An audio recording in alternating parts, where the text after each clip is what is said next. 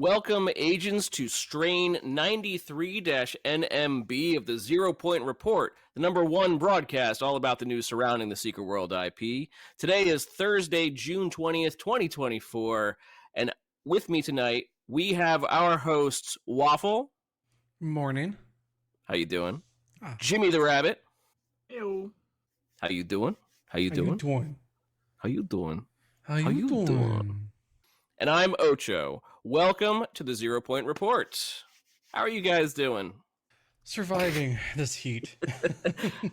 I was going to say, today's the summer solstice as well, yeah. Ugh. I'm dead. But hey, from here, it just gets, the light gets less and less. It gets worse. There's less and less light in the world. Melting. Yeah, everything's hot right now. And fun. My AC is like broken, so it's good times. So Nice.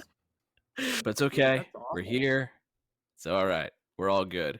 But yes, today's the summer solstice. We're having a show. We hope you're doing well. Thank you for joining us. If you are, we're currently hanging out in Agartha. Got around me, right? 2-ton Waffle, Bomber. I see you in the background there, Freeborn.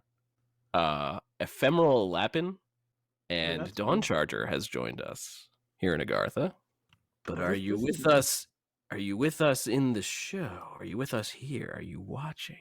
That's the question. Let me just go ahead and See, Bomber knows what's up. Oh. Being a little cheeky monkey, aren't you? You know, I don't see how the name and or the costume isn't a dead giveaway. Yeah, but any of your characters have the big bunny head. I've got bunny ears. I've got a bunny jacket. Oh, see, I saw Freeborn in the background. I thought that was you. That is me too. Oh, okay. Hello, me. Meet the real me. Dual boxing. Okay. All right. I Well, the real see if I Jimmy, can please see- stand up. So this one, Ephemeral Lapin right here. This is my marathon character that still has Jimmy mode on him. Okay. And the reason he's ephemeral is because he has the ephemeral weapons, the ones from the tutorial dream sequence that you don't get to keep. Oh, right. Light weapons. Okay. So, See, I don't know all your names. Well, I renamed it. It was called Marathon Man before, but it was one of the extra live streams where I did like the make a new character, run to the end of the game. Right. Novell was there and threw Jimmy mode on this character on the live server. So like random, like my controls change all the time and random shit happens, right? And then when I finally got to the penthouse with the Udas, like, oh, for a challenge, even though it's already a challenge because my controls are randomly changing and like there's the achievement not to get hit by the Udas attacks. Of course. It's a lot harder when your controls randomly shift to where like forward is backwards and left and right and back do nothing. To only walk backwards, right? Anyways, he's like, oh, that's not hard enough. You can have level 0 weapons to do it with. And he gave me the white weapons from the tutorial. So I have here, look, I'll put, I think, oh wait, I have to unequip this. I think if you look, like Waffle, if you inspect me, I think you should see them. Inspect. Happy Midnight in game. Yep, Ephemeral Blade and Ephemeral Elemental and Yeah, Focus. the white weapons. Yeah, like you only have them in the dream sequence, so no one else has those. Nor would you want them because they do like negative damage basically. Like they're really shit. Anyways, I did the Uda achievement with Jimmy mode debuff and white weapons as part of like the extra live stream at the time. And then I decided, since I finished the treadmill run, Nice. this basic only treadmill is done. Mm-hmm. I was like, wouldn't it be cool, kind of in between challenges, to just see how far I can level this guy up? What I do? Like have a character that has Jimmy mode buff and like, max level content. By the way, already try to get him up there. Yeah. Already E4. Okay. All right. So we are on our way to E5. which is pretty good. It's just you go into dungeons and now just random shit's happening around you in dungeons anyway. Suddenly, like, all these extra spawns come in out of nowhere. It's just me dying randomly because my controls switch and I get stuck in an AoE that I can't get out of. Mm-hmm. That's like 90% of it. The elite spawns or the random boss spawns are super rare. Super rare. Like it's like a 1% chance or something. It has happened though. The other day on stream, a wild train just appeared in Scorched Desert. Or no, sorry, not Scorched Desert, City of the Sun God, and started attacking me. Like the Dark Agartha version, Mm-hmm. And then I forget where I was when the Leets showed up, but I was like, Leets! And then they ate my ankles and I died. You're like, of course. That's what they do. Like, it happened so fast. I was like, what? They were so cute for like 2 seconds. You're like, hey, buddies. Hey, how you? No. It's Oh, like wait. Yes, I asked for this. The rabbit. It wasn't even a no. It was like, hey, whoa, shit, I'm dead. It was so fast. So fast.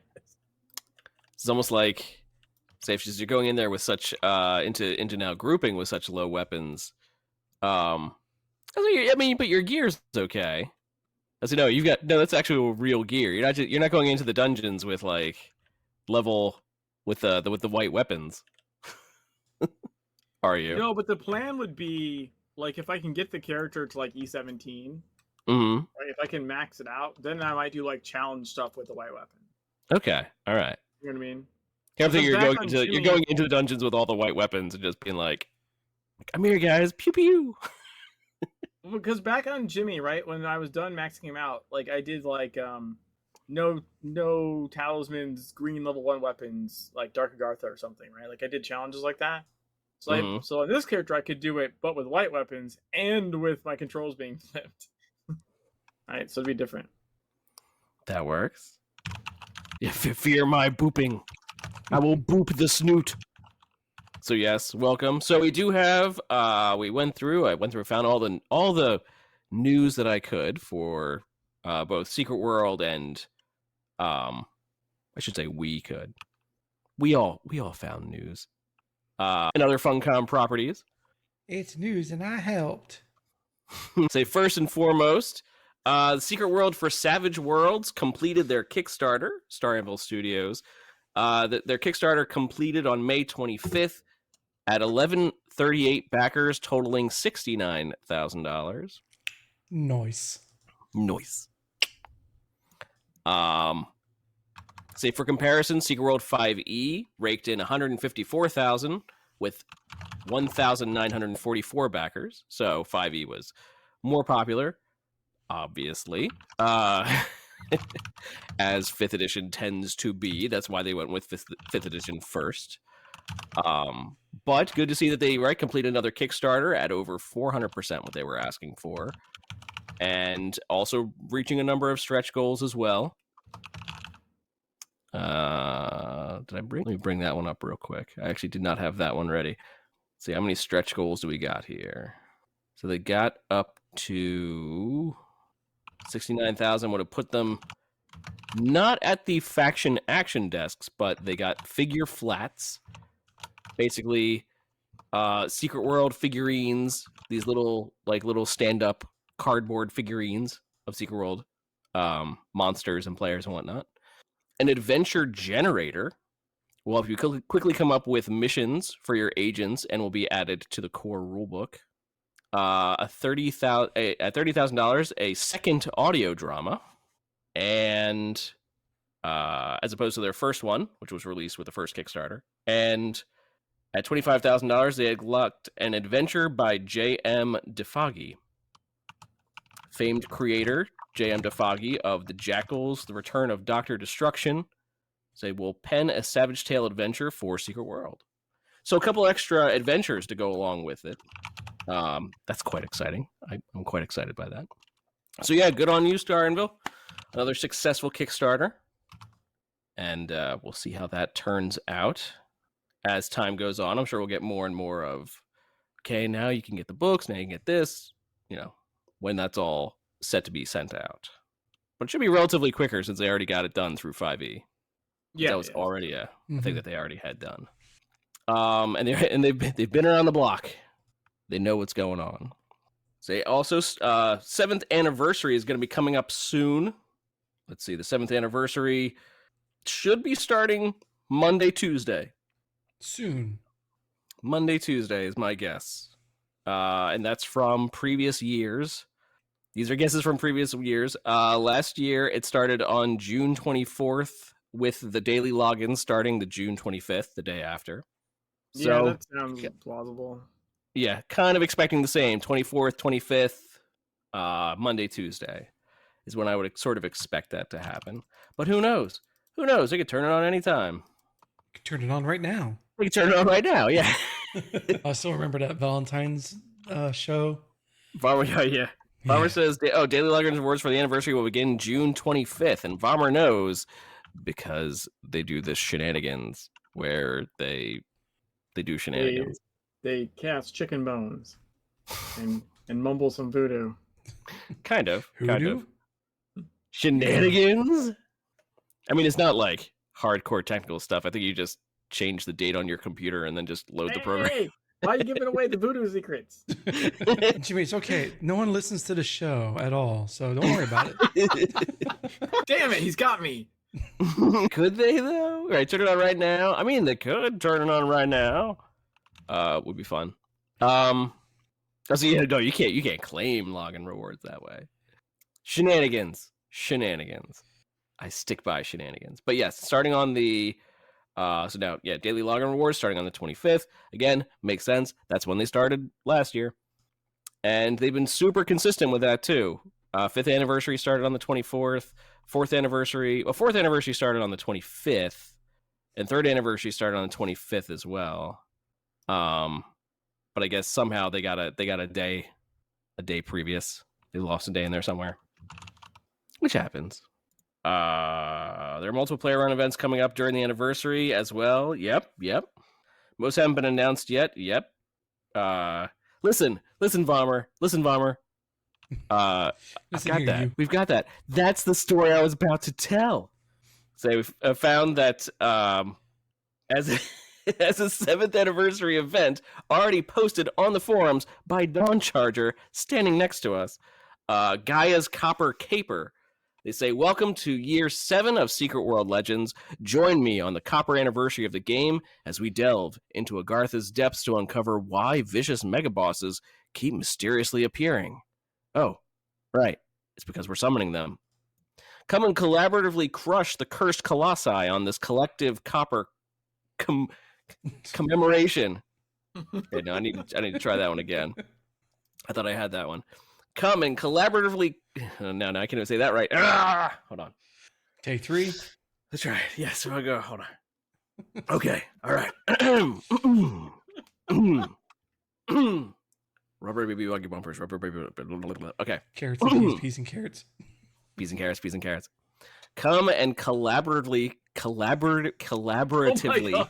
I can't even get through that word. Come and collaboratively crush the cursed colossi on this collective copper commemoration. This is a player-hosted event hosted by Dawn Charger, where they will summon 40 megabosses starting at 8 p.m. Eastern Time on June 28th, 2024. See you in Sanctuary and Looking for Group. Now my tongue is permanently twisted.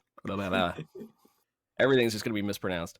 Come and collaboratively crush the cursed colossi on this collective copper commemoration. Close enough. Okay. Come and collaboratively crush the crushed colossi on this collective copper commemoration. Collaboratively crush the cursed colossi on the collective copper it's the copper commemoration, I think, that's the tricky part. Collaboratively. I keep getting I get collaboratively. Is actually pretty easy, I think. That one flows. Collaboratively. Copper commemoration. The going from copper to commemoration, I think, it's hard. Yeah. So come and collaboratively crush the cursed colossi on this collective copper commemoration. Close. Yeah, I think it's a switch from cop to commemore. Like that part is like a weird shift. It's a good tongue twister, is what we're saying. Usually I'm pretty good. I'm pretty good with tongue twisters. That one got me. But thank you, Dawn Charger, for hosting a upcoming event. Always good to see. Always good to see the 7th anniversary come and go. So it's starting on June 25th and lasting. How long does that one last? I do not have that written down. What is it, like 4 weeks? I think it's usually about that, the anniversary. Like it's a big one. It's not like the equinoxes that are usually like 2 weeks. 21 days, 3 weeks. Okay. Split the difference between 2 and 4 weeks. Somewhere in between there, you know? Somewhere. Yeah. 40 mega bosses. Good times. Say shout out to ToonBat for their help with the art, by the way. The art done for the copper collaboration. Yeah, let me give that to you real quick. I'm gonna give it to you. Guys, that's for after. That's for the Patreon. That's for the Patreon, okay? That's extra bonus features. Ocho, remember, we can't advertise that here on Twitch. It's against TOS. It's in the link tree. It's in the link tree. Yeah. Oh man. Okay. So that reminds me. Speaking of which, climbing channel. There's this climbing channel on YouTube that I watch because I'm in like rock climbing stuff. And there's this bit where like place setters were like setting rock climbing walls with very suggestive holds next to each other. So it just ends up like people. For one, everyone's just making penises on the hold wall. But then of course, there'd be like two rounded jugs next to each other, and like boobs, like a butt. And then so he's like, "Oh, I'll make it OnlyFans, and it'll just be like suggestive rock climbing holds, like collections, right?" And so he did it, and then OnlyFans kicked him for what was it something like being like a bait and switch or something like that. Man, when even OnlyFans is like, guys, no. What is like that? I mean, it's legitimately like where else would you put like suggestive? Mm-hmm. You know. Yeah, that's something that you're not going to put on Penguin Club. I just thought it was funny. So yes, they helped Photoshop the screenshot for the ad. I will go ahead. Yeah, the forum post. Yeah. This guy. There you go. It's very nice. Copper Caper. I hope it is calamitously commingling fun. I don't know. Couldn't think of a third. Really? That's what you went with? Fun? There's plenty more C words that you can put in there. I just couldn't think of them. My brain's kind of mush right now. I won't lie. Depending on where the track was going. Day. Vollmer has celebratory. Celebratory, right? It is a celebratory, calamitous, cooperative conjuncture. Okay. Conceptual. Maybe. Constructive criticism. I believe conjunct. I'm gonna look that word up. Hold on. Did I just make up a word? Conjunction. Cornucopia. Oh look, there's cheap viewers on Your Mom. Oh. Again?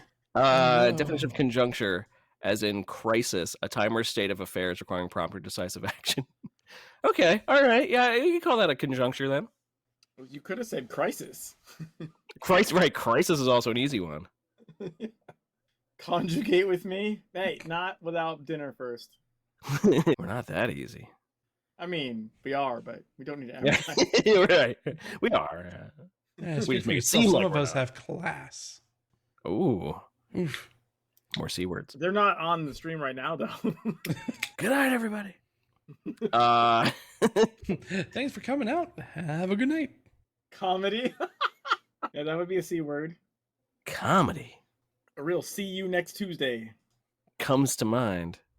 I mean, kamikaze. This event was, obviously where you got all the C's and K's from. Colloquial. Come on, that was a good one. That was a good one. Yeah, no, I'm giving it to you. Colloquial coming. My mind keeps going back to catastrophic, and I'm like, nah, you already used that one. Sorry. It is certainly a collaboration, a collective collaboration. Certainly. Certainly. What else did we find? This one's interesting. The One Less Die tabletop podcast.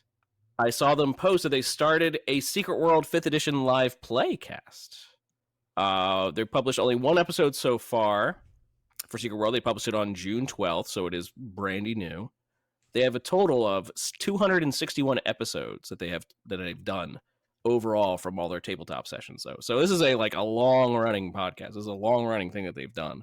So, but they've also started Secret World, but they also have others, many other properties that they have.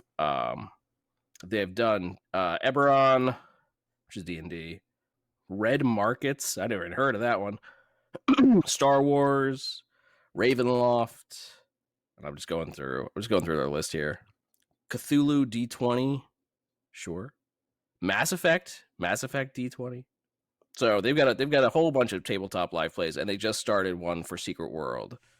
Now, obviously, this is not going to be the sort of quality that you'll see from Dimension 20 or our little experiment into it. Critical Role. Right. Ours was great. I don't know what you're talking about. Yeah. I think Matt Mercer would have been very embarrassed to be associated with ours because we're so good. Clearly calling their clarity. I tried getting him. I tried. It's a vowel movement. What? I'm reading the chat. Pay attention. We don't pay attention to chat. The consonants are catastrophically constant, clearly calm in their clarity. After all, the opposite is a vowel movement. A vowel movement. Boop, boop, boop, boop. Vowel movement's hilarious. Wait, is it the 0 point birthday? It is? Twitter says, but I believe that is just when, what was the podcast that came before us? It was Beyond the Veil. Beyond the Veil. I think it's when Beyond the Veil started, or at least not when they started. That's when they created the account or something. Oh, maybe. I see what you mean. Because it's the same account. Yeah, right. Because otherwise, change the name. I would say TSW released July 3rd, so it's not like it's. It is the birth because, right? Because we were Beyond the Veil. It's not that we weren't. True. Right. We were. So, it's now. I'm just saying it doesn't attach to a date that's they could have changed the birth date anytime, and instead it's not it's attached specifically to any Secret World date in particular. Too? I see what you're saying. Yeah. Or that could actually just be someone's birthday, whoever made the account. Right, Happy yeah. Birthday. It could also be, right, it could also be Antita's birthday. Wait, no, it's not. Right. Well, did they make the account or someone else make the account, though? That's the real question. Actually, probably Antita's husband at the time made the account. Now, his name I can't remember. Convenient. Okay. It is. But I also do not have his birthday written down, so. Okay. Convenient. Okay. But he did. Wait. He did make an outfit. I think about it. It was the Ballistic Veil. Yes. But he didn't put his name attached to it. All right. No, never mind. So yeah, one of the outfits that's in the game. Oh, really? Mm-hmm. That was so long ago. That was. Oh. I don't think I knew that. Mm-hmm. Yes, the Ballistic Veil. Maybe he has a name that'll jog your memory on the winner post for that contest. I mean, maybe that's gonna take me a while to find. Maybe I can just do. Vama has all the time in the world for you to find that. I'm just gonna type in Ballistic Veil and see what happens. You're gonna go on an FBI list. Viewer and cosmetic sale. Sam Kobe has the best viewers on your mom. I knew it. So I'd point that out there. Nope, that wasn't. Need real life outfit advice? I'm trying to piece together the Ballistic Veil outfit. Who did that? Jack. It was not Jack. I mean, if I did see the name, it would probably jog my memory. Well, I have it on. Looking good, looking sharp. But anyway, maybe it's his birthday. Maybe. I'm trying to think because Secret World, TSW released July 3rd. Secret World Legends had a head start June 23rd. And apart from the Secret World Legends first anniversary was celebrated on June 20th, that's about all I got. Oh, wait. His art signature has a signature. Is that the exact day? Did you just name the exact day? Yes, but that's for the first anniversary of Secret World. Yeah. Secret World Legends. I'm just saying. seems awfully coincidental. You don't think? No, not for the first anniversary. If it's something you could set any time, like, you know what I'm saying? I They feel could like have just why set it would they why would they at that change time. it to Because the game got a reboot, and it was the anniversary of it. Or something, I don't know. but it was the first anniversary. I mean, like that's maybe as close as we get. Yeah, I see it. It's still no, it's still it's still not ringing any bells. That looks like IHLE. Nope. June 19th was when characters could be first created on live servers. Press preview. Okay. But it was not a date that I set. I'll put it that way. Yeah, I guess it's the anniversary of the Secret World Legends X account. Interesting. Xander. That's what it was. Xander Hayes. Cruz from Frisky Dingo? Nope, just Xander. Xander. I believe Xander is what he went by. Maybe it's his birthday. I don't know. Maybe he was just really into the first anniversary of Legends. I don't think he was really that pumped about Legends at all. I think he was like, because there was a lot of people that was on Beyond the Veil at that point that were like almost like hardcore against the game going to Legends. I know there was a few people that were against the Aegis system. You know what? Like, I honestly can't remember. But given the amount of access Beyond the Veil had to the dev team, that seems particularly like backwards thinking to me. Yeah. You know what I mean? Because you guys had the streams like with Tilty, like explaining why what was happening. It's just like, I don't understand how you could have that access and that level of information and still be like, and still be salty about it. Yeah. Yeah, you're like, well, it was this or your game gets turned off. Like, what do you? Yeah. What do you want? What do you expect them to do? What would you want them to do? I'll say on that note, I also am really annoyed when people are like, it's okay to like a specific feature, I guess, better. Like, I don't think the ability wheel is a good example of that, but like, you could like the way something was in the other game better, but to say like the quality of life changes are massive in Legends, but also things they did change. Like, they had years of supporting the old game and got a chance to start over and be like, let's do this a little more correctly and not paint ourselves into a corner. And then to like second guess the developers on that just seems dumb to me. Like, they got to see all their mistakes and go, aha, I can make that better. And then you go, nah, I liked it when it was shittier. You're like, what? Basically, what? Yeah, they looked at the product they had and said, we can't keep going forward with this. We can't. It is not possible. It's possible through the engine. It's not possible through how we've painted ourselves into a corner. It was the wrong. I mean, they went through like every model possible. And then they were like, it's not working. And here's what we're gonna do. We're going to relaunch the entire game, new feet, this whole thing. We're gonna give it an update, this, that, that is not a small undertaking by any stretch. How many games out there just shutter, just go, nope, we can't do it, and just would shut down? So they were like, nope, we're relaunching. We're gonna have the same, it's basically gonna be the same storyline, but we're gonna start adding to it. We're gonna start, we're gonna move stuff around so it makes more sense. We're gonna do this. We're gonna do that. I thought it was a great idea, because they were actually looking at the lifespan of the game. They're looking at the health of the game, and that's sort of the point. Secret World was not healthy. It was not healthy. It just wasn't. It was. They just couldn't keep it going. But then they did keep it going.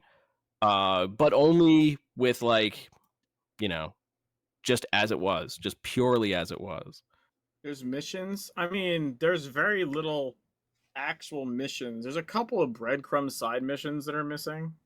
And I'm thinking maybe like Halloween event missions. Yeah. The dungeons are there. They may not have it like an elite version, but the dungeon is there. I know because I do like Slaughterhouse like every day on Jimmy, because really fun to run for the patron key. Just because it's not there in like Elite 17 or something doesn't mean it doesn't exist. Yeah, not in Elite, right? But that doesn't mean the dungeon didn't come over. It came over. What's funny is doesn't exist for no. Well, no, it's meaningful. In fact, it's more meaningful. What was the stat? 85% of the player base has never set foot in a dungeon. Of the 15% that have, probably most of those only set foot in story mode dungeon. Like, it's meaningful. The story is there. The dungeon is there. You can play it. Like, the stat numbers are crazy. The Secret World is not a dungeon player's game. But here's the thing, too. A lot of games are like that. Like, that's not just a Secret World thing. That's like an MMO across the board thing. That if you do not put your dungeons into, like, forced into the story, people usually don't play them. Well, even if they are in the story, a lot of times they or have like a low difficulty level. Those types of players just are, they're like allergic to group content. Yeah, like they just won't do it because they don't want to engage other people. So that's specifically why. That's specifically why story mode dungeons in Legends was actually a good idea because they're called story mode, and B, they don't require the trifecta. The whole point is, hey guys, there's story in these, and if dungeons aren't your thing, that's cool, but you don't need a tank and a DPS and a healer. You can just kind of go with a couple of friends and just face roll through it just to experience the lore and the story.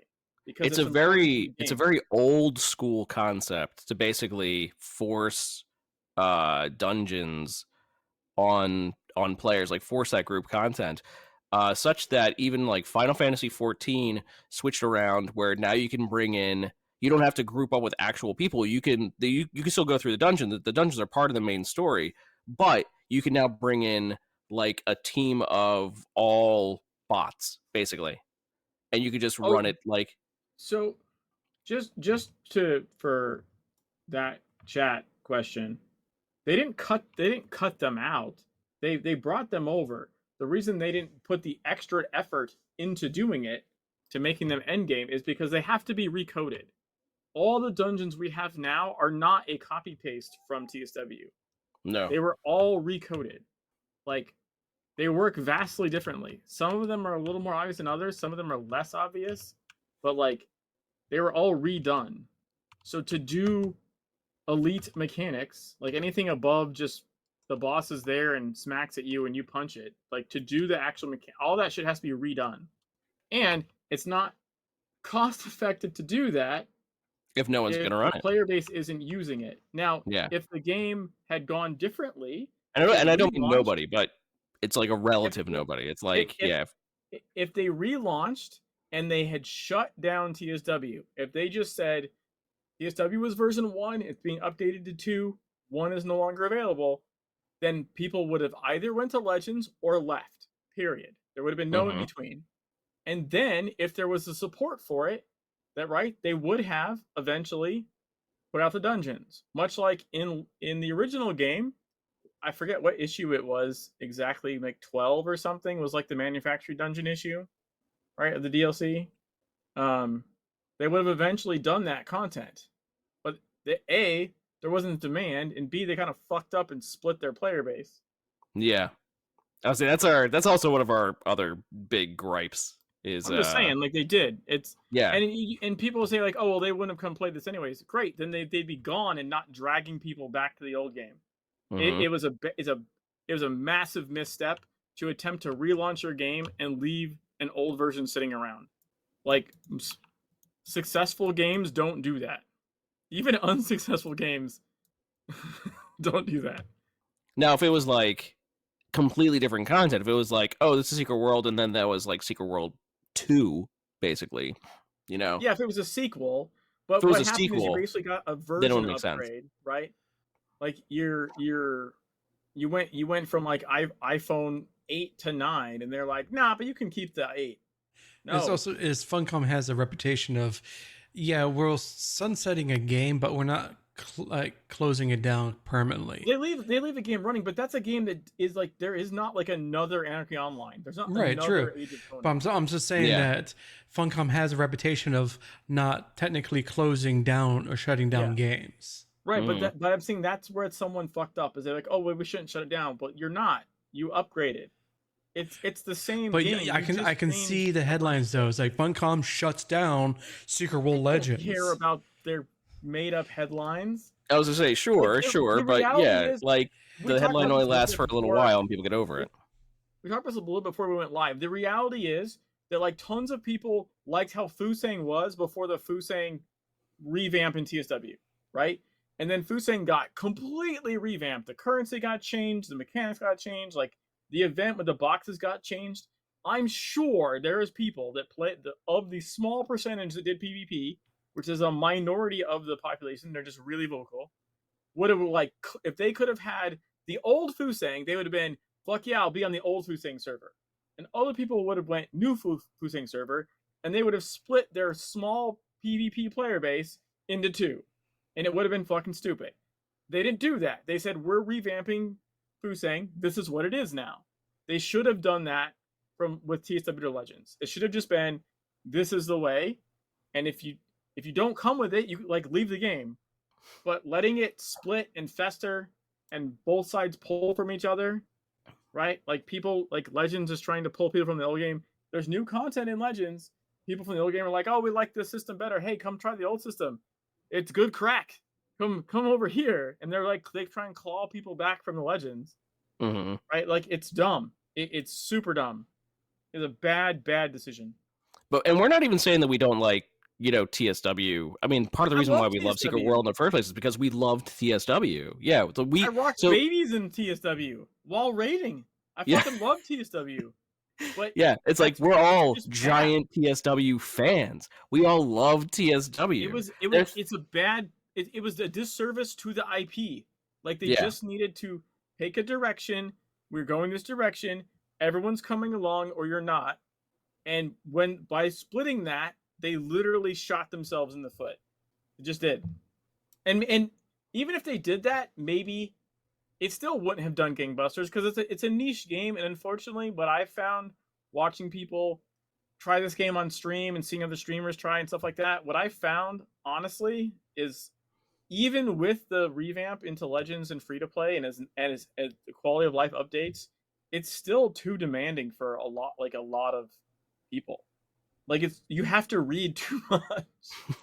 Like I gotta read all this. Like, yeah, the barrier. Ain't nobody got time for that.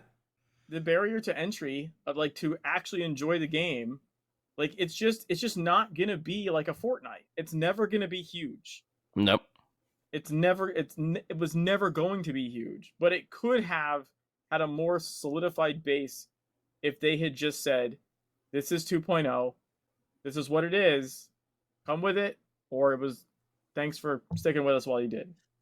But I'm even saying also, part of the news that came out recently also was that the game that I think is the biggest example of keeping story behind dungeon content, behind group content, World of Warcraft. That was their whole thing, is that basically you'd get up to a certain point and then the story would not necessarily be in the dungeons. You didn't have to do like some of the leveling dungeons, but you would have to do the raids. They would put the end of their storyline. They'd be like, oh, we have this whole storyline for this new expansion for these, and then the end of the story is all in the raids. But the raids were simply greatly not accessible to a lot of people. It was, I remember specifically, like I wanted to see the end of Wrath of the Lich King. This is not my own story, but I want to see the end of Wrath of the Lich King. And at the time it was like, okay, so you have to join a raiding guild. And I was like, okay, so let me check out a couple of raiding guilds. And they were like, okay, you want to join in? You have to do the, you have to give us a application to join. They all needed like one application to join. So you had to give an application. And then they were like, okay, and if you're accepted, we'll put you in on a trial basis. And so you have to run older content with us on like Thursday nights, Friday nights, and Saturday nights, without missing any nights, before we'll let you join in on the bigger stuff. And they all did this. And at the time I was like, you want my Thursday, Friday, and Saturday nights for like 6 hours? Like, are you kidding me? So It's just, it turns into another job. and I was like, no. And it's like, I guess I won't see the story then. But the point that I'm trying to make here is that even WoW recently has now changed it so you could go in to do a like story mode solo of the raid content, so you could at least see the story. So even they have changed. Even they have turned around and said, we want people to see this content. They're like, we at least want people to see it so they can get that story. Because at some point, by the way, the only reason that happened is it hit their pocketbook. They're like, oh, shit ain't selling. The vocal minority is just not doing it because they can't. So they just don't buy it anymore. And they went, oh, whoops. You know what I mean? I'll say, but you can now, Vommer. I will say, though, I think that I do also think that the activity finder was a misstep for the game, even back in TSW. It got added towards the end of TSW, but I think it was a miss. I think that was a miss. I don't think it fits the way the game works. Again, the game is too demanding. So if someone's not willing to talk to you before entering a dungeon group with you, then you shouldn't group together. The activity finder just lets everyone like randomly queue into each other, and then someone doesn't talk, and then you can't accomplish the dungeons without actually communicating. It doesn't work that way in this game. So you just get people that like rage quit, right? Either someone's just being a tool, just doing whatever they want and not talking to the group, and they eventually leave, or everyone else leaves because of the tool. But either way, it worked way better when the activity finder was not a thing, and you just had to talk to people to get into a group to go into the dungeon, because by that point you've established communication. Yeah, right? You've established some sort of rapport, sure. Versus if you can queue in without talking to people, you then are more apt to stay not talking to people. Right? Like, oh, the game just let me into this group. You are supposed to carry me. That's what the game is telling me, right? I queued into this role. You do your job, and I'll do what I think is mine by standing in this fire while I shoot at this boss. I will attempt to do mine. Or completely ignoring the mechanic, or running, or using taunts when I'm not supposed to. But the other problem is the story mode queue finder is level locked, and I said there was problems with that back in the closed beta. I was like, that was never going to work. That was a huge problem. So there's single player missions still missing. Yes. The big one that comes to my mind is the one that's attached to the park. You know, we don't have that one. Wait, which one attached to the park are we missing? The 7 Silences.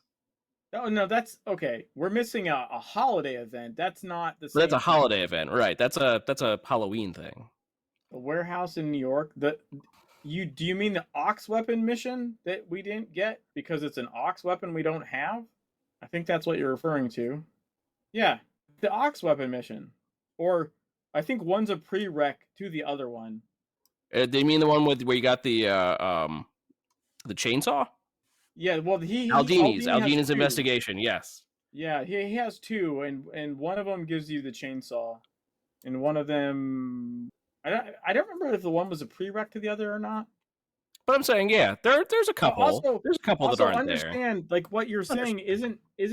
I mean, we're not disagreeing with it. Well, I am disagreeing with it. The devs had the tools, designs, and outlines to import all the content and missions to middle. Oh no, you're right. They did not actually have. No, they didn't have that. That is incorrect. You're just wrong. We've discussed that with the developers, and they basically have said there was some stuff they imported basically as much as they could, but there was actually some stuff that they could not import. Well, plenty of it has to be rewritten. Like like even if you have like say the base, like I don't know, like the baked map or something, like the actual mission has to be rewritten completely.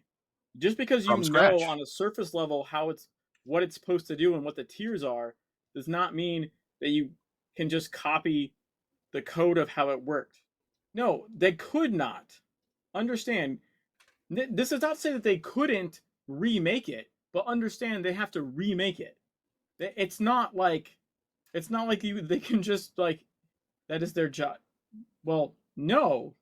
Their job is not to their job is to do their job that they're employed to do, which was they needed to either the game is over or you can reboot in this new model and revamp everything, and you have a timeline and you need to get new content out, so you need to pick. You got to make choices. Mm-hmm. For example, the manufacturing dungeons were originally on the plan, and they just didn't fit the timeline, and it was manufacturing dungeons or New Dawn. Dungeons that 15% of your player base is going to do and 85% are not, or new content, the whole fucking reason you restarted the game in the first place. So and I could almost guarantee that if Secret World had stayed Funcom's biggest property, like if Secret World had stayed their moneymaker, if that was like this is basically the game that basically held the company afloat, they absolutely would have put that effort into we haven't had new content. We literally got New Dawn. It's not Congo, but we got New Dawn. We got new content. Well, I think a lot of people are not putting in the context of, if you look at Funcom as a business and as Secret World as a game that is 10 plus years old now, the return on investment has already been paid off. And then if they put into more resources, you have to think about making new content is not cheap. It's not like $20 or have Andy say, Andy, write up a blog post or something like that. It requires a lot of developer time and resources to do this new content that takes months or maybe even up to a full year before it actually gets released to the public. For free, they don't really get any kind of payback on it. They're spending money and not getting any return on it. If that's what I'm saying. Well, again, they were losing money in TSW. That was the point, right? The DLCs didn't make the money it cost to make them. Right, and that's why we don't have the DLCs or the issues anymore, because I think Joel says, like, what was the last one with the, I think it was like the last one, the Aldini one. So, it was $20. No one bought it. Yeah, it's basically the downward spiral of people being like, wow. Part of that was a marketing issue. They called them side stories, and that was a marketing mistake. Yes. They called them side stories, and what that implied to people was this isn't part of the main story. I can safely ignore it and not buy it. Right? That was a misstep in naming. I think he acknowledged that on one of the things is like they should not have called it side stories. That was a mistake. Which is so that again, I think a lot of their missteps have been not so much development missteps as marketing missteps. Oh, their marketing has always been a little atrocious. Only recently has it started to get a lot better. But that is like top down. Like that was a problem that Joel had to deal with. It was a problem Tilty had to deal with. It's like from above, they're told you have to do X, and that was one of the reasons. Like, if you remember, like when Tilty left, right? Because he was under Bylos, so he got to be game designer, while Bylos was like director, and so he got to. I'm going to do all this cool stuff. And Bylos is like, yeah, but we can't because the suit man told me I have to tell you no to this thing, right? So Bylos was in that middle position. And then when he got out of that, Tilty went up to there and then started hating his life. Like, I think that was one of the last interviews with Beyond the Veil, was that he didn't like being in a position to basically have to not be the creative guy now, but be the guy having to say no to all stuff he wanted to do because he has the money guy right above him and telling him you have telling him no. This is what you can do. This is what you can't do. You only got a couple $1,000s to deal with per quarter. You're cutting something. You literally can't work on that. You're not allowed. But it was it has been a while since we had new content, but the last new content I can think of was 2020. Trying to think if there was anything after 2020. The rebalance was the last thing we got that had the penthouse. That was the and that was September of 2020. But you also got to think of it. This is an old game. It's not making any revenue. So Funcom is saying, yeah. We also had 2020 had the Valentine's. We'll keep the servers going, and you guys can keep playing this game because that's what we do. But we're focusing on more profitable stuff because that's, as a business, that's what we have to focus on is making a profit. The problem I have with this, like, it should only be counted as a start, is like this expectation of like that this thing is deserved. It's not. The game has to be profitable and make money, or it does not get content made for it. And no amount of like us loving the game makes that happen, right? Like me loving the game doesn't make it profitable. You paid for the original game, great. You got the original game. You got it, yeah. And if you have an ongoing subscription, if you're playing it, good. If you're not playing it, then don't pay for the ongoing subscription. But your ongoing subscription does not pay for new content. That pays for the game, for you to have the game to play. The game needs a massive amount of ongoing subscriptions to get to a point where it makes sense to make content for it. At this point, it's just keeping the lights on. I can tell you also, you could also have a subscription for Age of Conan. I've been playing a lot of Age of Conan recently. You could also have a subscription for Age of Conan still. They're not making anything new for Age of Conan. You could probably have one for Anarchy Online still, too. You know, they're not making anything new for Anarchy Online. They'll keep the subscription up because the subscription, it gives you benefits. It gives you the benefits that they say it does. It's the, everything we get, the cooldowns, the keys, the bonus marks, the this, the that, the daily key. I love the daily so like key. maybe in 2030 Legends will get a patch, just like AO Online got a patch or something, like 20 years into its development. They do like to come back every once in a while and throw everyone that's stuck around a bone. It does happen. They do. Mm-hmm. They've done it in multiple games in the past, so it's certainly possible. If you're having a day in the right part of the world and the stars in your favor, you can sub in TSW2. You can sub in TSW2, yeah, sure. I don't think it's supposed to. I'm pretty sure it's not supposed to let you resub. I know, like, your lifetime still continues there if you have it. It's one of those things, like, if you want to give money to them, they will let you give money to them. I thought though, like they sort of did stop that. Like they're not selling the game anymore, right? Like you can't purchase new copies of the game. Yeah, you can't purchase new keys to TSW. Yeah. That's why occasionally it's news when like a bunch are found or something like that. Like, oh, I've got like 20 keys to TSW, and it's like, where did you get those? Technically, I have one. I have Kalani sent me a sealed copy of TSW. Like, I wonder how much you can get for that. You can probably sell that for a pretty penny right now. I'm not gonna open it. It's sealed. Yeah. Collector's item. It's literally a collector's item, but technically there's a key in there. I would say, but if you're thinking about like also older games at the time, like one of my specialties, or the specialty that I think I've got anyway, is that I have a broad knowledge of just the MMO landscape. You know, to be like, I mean, we're even going to talk about the Dune Awakening Direct 2.0 that they had to, you know, whatever that they had today, and I could tell you, like, I got vibes of how many different MMOs that they're basically throwing together to make that game. And I've seen parts where they were like, oh, they created like an overland map. I'm like, an overland map, like an overland map. I like it. That was a good look. Like what? You guys are making an overland map? Shroud of the Avatar had an overland map. That was one of the last MMOs that basically had this overland map in the same context, where you could basically go from zone to zone by basically traversing on this overland map. And they just sort of throw it in like, oh yeah, you're going to be able to go from this place to that place by basically in an ornithopter by just going over the overland map.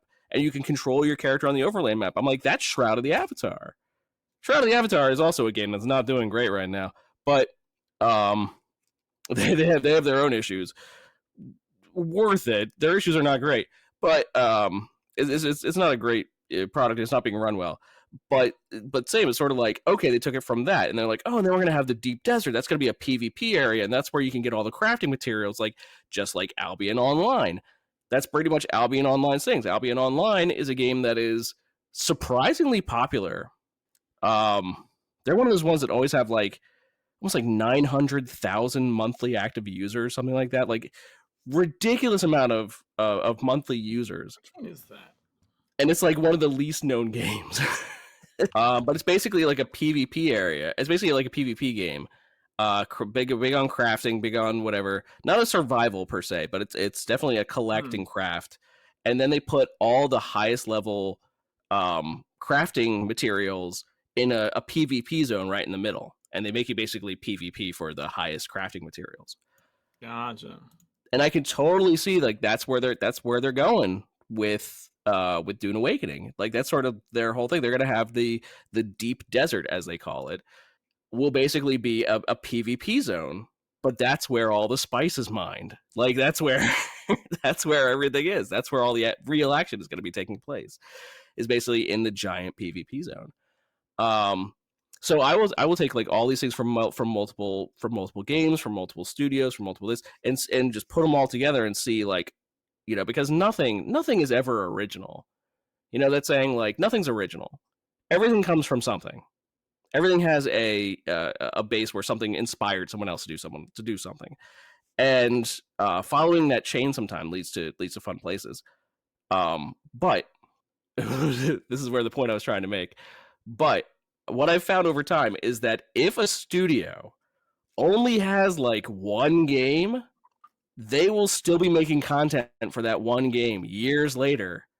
I'm guessing like almost like EverQuest. Like, you know, they're still pumping content for EverQuest. They're still pumping out like expansions for EverQuest. But EverQuest is one of their biggest money makers, you know? Lord of the Rings Online, great game. I love Lotro. Lotro is a great game. It's very faithful to the Tolkien books. The game is simultaneously cozy and then also extremely violent and whatever. It is a great property. I love the game a lot. It's beautiful too. They've got one of the best skyboxes. But between Dungeons and Dragons Online and Lord of the Rings Online, those are their only two games that they have. So of course they're gonna keep pumping, you know, stuff in them. Of course they're gonna keep pumping content and expansions and this and that. They're gonna keep going because those are their two games. They're the only games that they have. Fun has Anarchy Online, Age of Conan, Secret World Legends, Conan Exiles, and now they've put a megaton of money into Dune Awakening.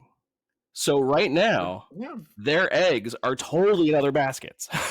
A couple other ones too, right? Technically. I mean, there might be even a couple that I'm missing there too, yeah.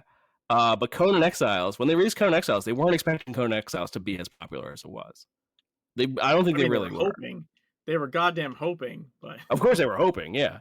But Conan Exiles exploded, and they were like, "What?" Like I think they were planning on basically to spend a whole bunch on Secret World, and then all of a sudden Conan Exiles exploded, and they were like, "What? We have to shift our teams over to make content for the game that will make us money." I think they were pivoting to Conan, honestly. Anyways, like I said, the Secret World conversation was, well, you guys can attempt a relaunch with a different monetization model because this one is not working. That one was not working. Just shutter the game. Like that was literally the kamikaze. You're not entitled. You are entitled to what you have. Your idea that you're entitled to a specific full product doesn't not make any sense. Yeah, when it comes to games, Legends, not really. When you subscribe to TSW, you were subscribing to that content. When you subscribe to Legends, you subscribe to Legends content.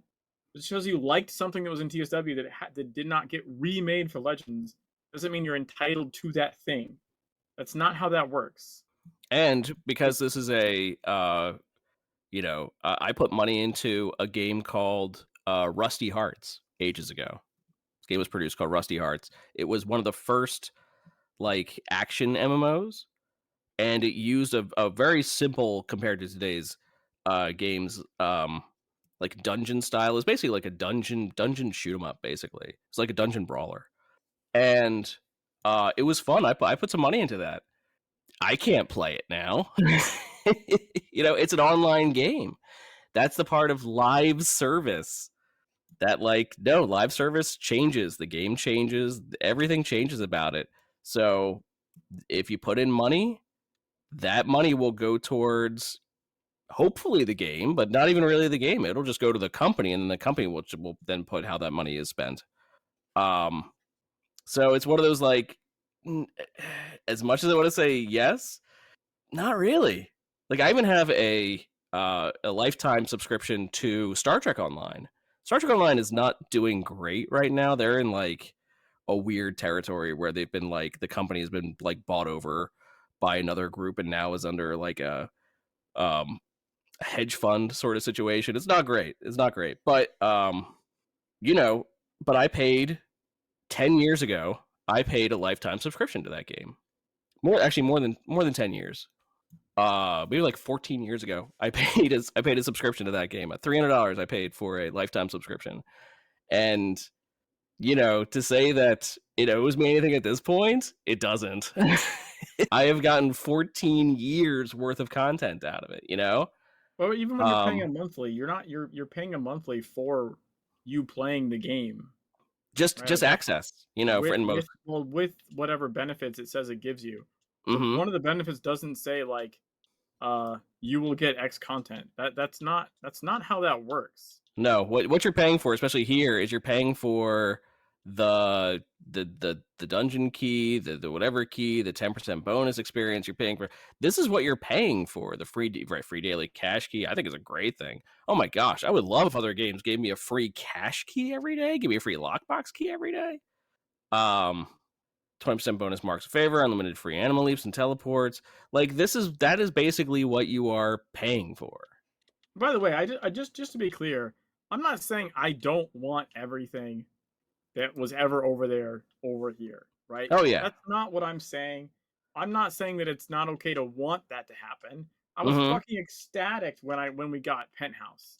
Right? We would love it. When I got to help test Penthouse on the beta one, which I will say the only thing I'm a little upset about is they got rid of the colors. I feel like they could have kept the colors. Even though it doesn't signify ages, it would have helped signify range. When you tell someone stand in the middle circle, the outer circle, if it still had the colors, I think that still would have been helpful. But I got voted down on that one. You know what I mean? And they're like, nah, it's not ages. So the colors would be like, I think they thought it might be confusing. People would think it's ages or something. But like, I genuinely think the colors would have helped. If you actually look close at the picture I added to our going live post on X on our Discord, you'll see that it's basically it's old TSW, but I just love the way that Aegis looked on my the purple Aegis, the psychic Aegis. Yeah, I just love the way that looked in Tokyo. Such a great screenshot. So speaking of the colored Aegis. What I mean, your opinion is your opinion, but my issue is when people say that like I'm paying so I'm entitled to them to make X. That's not like that. Just to me, you're doing yourself a disservice because you're misunderstanding like what you're paying for, like what that entitles you to. Like, but also we got a whole bunch of stuff. We have a Kaiden lair that didn't exist. We've got Dark Agartha, which is fucking amazing. We've got Occult Defense. As far as like, we have Rosenbrawl, which I think is vastly undervalued. Rosenbrawl, the Valentine's mission. We got like event wise, we have a whole bunch of new events. Like we also have content that doesn't fucking kill your machine. I have encounters I get to do at not 2 FPS. Like we have E17. we have Nightmare Plus mechanics. We have additional layers of difficulty on the dungeons we do have. Like we have a lot. We have a lot of really cool stuff. Do we have everything? No. Let's say Tank Commander. That's new. Yeah, we have Tank Commander. That shit's awesome.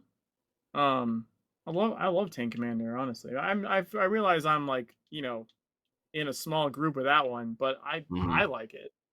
It's like, yeah, there's going to be stuff that didn't make it over from TSW into SWL, but there's also a lot of new stuff that we have that is not going to make it back to TSW. Like it goes both ways. And yeah, I paid for. Here's the thing.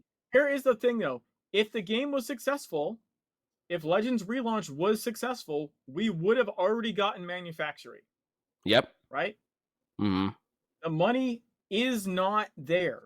You're putting money in, but that's keeping the lights on money. You think it means effort should be put in. That is where you are incorrect. It's basically the amount of money has money. to reach a certain point before that is cost effective to do. You cannot just say, well, I gave you $10. Where's my dungeon? That only happens once a certain threshold has reached. Now, I don't think they're putting any effort into it at all right now, Bomber. Dune is all encompassing at the moment. That's an Dune is all their eggs. And by the way, that's not unusual, and that's even happened with other games. Even with other games that they weren't. Mutant Year Zero was not like a their game, right? Technically, Moons of Madness was not a their game, but they had developers of their staff helping those guys push those games out the door as part of their publishing service. And because like Moons was kind of tied into Secret World IP, they were a little more hands-on with that one. And that was actually sucking, if I remember right, that was even sucking people from Exiles at the time to like help get that pushed out the door. Like to help those guys like finish it and launch it correctly on time. So because they'd been publishing or they had been advertising it. So yeah, better get out the door. Whatever is like the big push is going to suck up resources. Whichever thing has the most demanding timeline is going to inevitably suck in people from other spots, just because there's deadlines and shit has to get done. So you rob from Peter to pay Paul kind of thing. But I do just want to point out, in the end, it does all come down to buyer beware. You know, like understand that just because they're accepting money doesn't mean that you have to give it to them, and understand that your money is not going to necessarily go to the content. You have to look at basically what it's going to, and it's going to go to those patron benefits. You know, even if it did, like let's just say it did. There's no guarantee it's going to go to content that you want. Right. There's really vocal PvP players, but again, massive minority of the player base. So the game would have to have been a monumental Smash relaunch for PvP to get fucking anything. Because out the gate, they were like, actually, we fucked up. No one does PvP. No one really does PvP in our game percentage-wise. No one really does dungeons in our game percentage-wise. We need to focus on the story shit. And just gaming in general had basically changed PvP. Like, you know, you started to see the rise of a whole bunch of genres of PvP games. People weren't coming to MMOs to PvP anymore. So, I mean, I don't know. I feel like hopefully people enjoy what they're playing, and if they don't, they should play something else. You should play what you enjoy. Yeah. I have what? I'm at 16K, probably getting close to 17K hours in between the Secret Worlds, and I play other shit. Right? Like I play other games. Like you were just saying that. Elden Ring just released a DLC today. I will be playing that tomorrow. Yeah, and if we didn't have a show tonight, Jimmy would be playing that right now. Yeah, if we didn't have a show tonight, I would be streaming that shit right now. That's what I would be doing. Instead, I'll be streaming it tomorrow. So, I mean, what we're saying is basically, we get it. We get it. We've basically had that thought 1,000 times over, you know. I mean, a specific one, but close. yeah, maybe not. But we've basically had that thought, like, you know, over is that, yeah, we wish it was more than what it currently is. You know, we wish they would basically be like, hey, you know what, we should just go back to Secret World and you know what the weirder one is to me what's that? Because like I get wanting more content, or you're throwing money at a game and when you realize that like the money you're throwing at it just isn't going to change the situation, that's kind of disheartening. Like I get that, right? The one thing I don't get is people that go like, yeah, but there's no end to the story, and I'm just like, what are you talking about? What MMO have you ever played that has an end? What are you on? Like, yeah, they don't have ends. I've seen recently like half a dozen times, and I don't understand that take like at all. They're like, yeah, it's really cool, but there's no real end to the story. even though they're not doing much content for it or updates for it recently, there's no end to the story. And I'm like, what fucking game like this is there an end to the story? What are you talking about? Everyone wants a next chapter, but I actually think it's bookended pretty nice. Like, we ended it at New Dawn, and unlike our last bookend, which was, we don't know where we're going, ha ha ha, maybe somewhere else. Like, it ended with, this is the thing, this is where things are gonna go, this is, you know, right? Like, you set up for a sequel, essentially. Like, whereas the prior end that we had before New Dawn was literally like a fucking giant question mark. And they had a lot of fun teasing us about where we might go next, right? Fuck, Tron made like a 4-month, 5-month countdown to where Tampa, the new storyline was gonna take place, and like every day crossed off another like city that it wasn't gonna be in or something on a map. It was that fucking countdown was ridiculous. That was awesome. It's like, oh, it's not gonna be Tampa, Florida. We're not going there, right? It's Tampa. So, like, I remember the day they crossed off Tampa. People were pissed. Wow, that was hilarious. I love that there's a nod to that in the loading screen. Oh, gotta love it. Yeah, that's one of my favorite things. But here's the thing too. Like, yeah, like, okay, so basically we ended at whatever we took out Barahun. Spoilers. We took out Barahun. Finished out the story to, you know, you really got into the Markard, New Dawn, all that stuff. Yeah, took out basically one of the Secret World's top 5 guys, you know, that they were looking for, and basically, yeah, put a nice cap on that part anyway, and said, yes, we're going to the Congo next.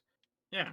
So to me, like, but there are movies all the time that end and they say, oh, here's a teaser for the next thing. My wish, and more than anything else, I don't really think at this point that I want them to keep creating content for Secret World Legends anymore. I want to see Secret World Legends 2. That's what I want to see. I want to see them basically. I just want to see more in the IP, even if it's like Moons of Madness or right, something of that vein. I just want to see the IP being used. They've done Moons of Madness, but what if they make a game that's basically Secret World related in the Congo? You know, Tokyo is the better ending. No, I vastly disagree with that. I'm sorry. I mean, I will say that is subjective. Tokyo is pretty good. Yeah, that is very subjective. Yeah, but I don't agree with that. And to me, it's not Chapter 2. If anything, it's the interlude. South Africa is the interlude, and I think they might have actually even said that South Africa is intended to be the interlude. So like, Tokyo. So all Secret World is the movie, right? And then South Africa is like the post credits scene, and then Congo should happen, right? Right. Yeah. And by the way, I'm not joking. I'm pretty sure I'm pretty sure someone official basically said South Africa is the interlude. It's not Chapter 1. Congo is going to be its own entity. This was like the teaser, the lead-in between Tokyo and Congo. Don't be dissing SWO's future on the eve of its anniversary. Listen, we do have to be realistic. You know, we love it. We love this property. We love it. We want to see it succeed as much as anybody, but yeah, we have to have more people in here. We have to have a lot more people. We have to have a lot more people with interest. We have a lot more people playing. We have to have a lot more people, whatever, you know. Well, my interest isn't specifically Legends, right? Like, that's why I think people get tied up. Like, oh, I'm a hardcore TSW. Legends can fuck off, or I'm Legends and TSW can fuck off. Although I'm more in that vein, but it's more like I like the IP. The IP, I like yeah. Hidden Street. I like it's the IP. Park. I like Moons of Madness. Like, I want the IP. I want anything fucking made in this world. I want more of this writing. I'm here for the storyline of the world, like the writing. That's what I'm here for. Now, you can be here for something else, and that's fine. But to me, that's what's important, is that the world lives on in a fashion, not the specific iteration of the game. So, like, if Legends shut down tomorrow, but, like, you know, Christmas we got some fucking Secret World IP battle royale or Secret World IP fucking I would hate them. I would hate them for that, but I'd play it.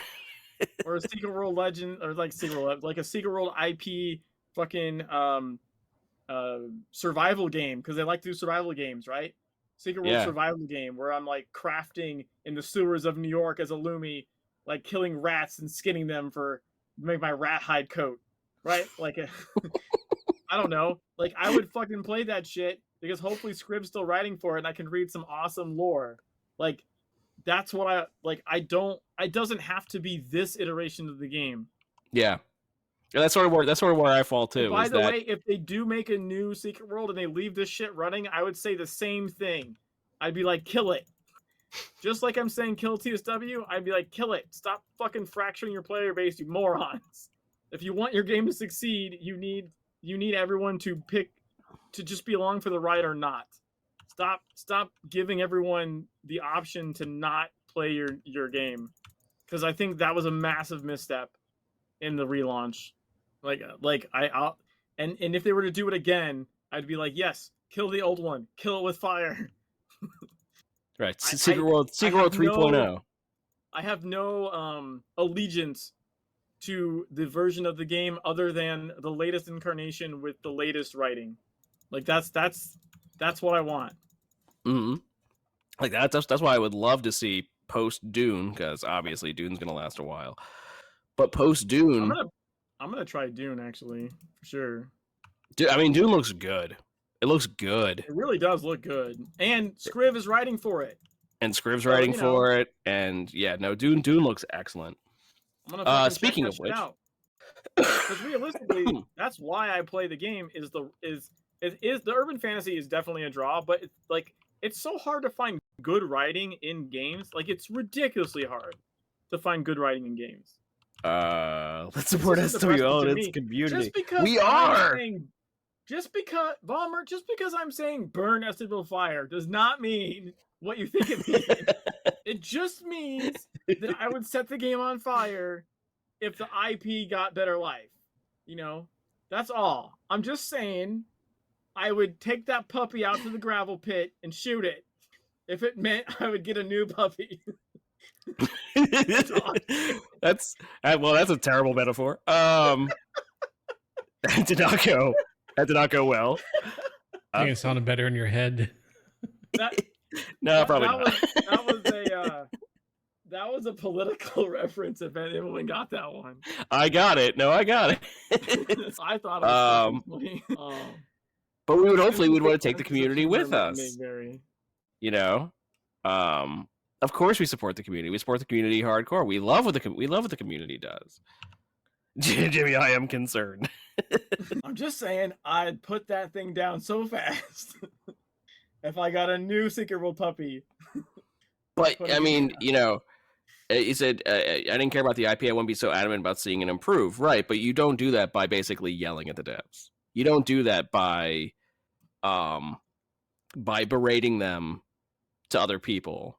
You know, you don't do that by disparaging them.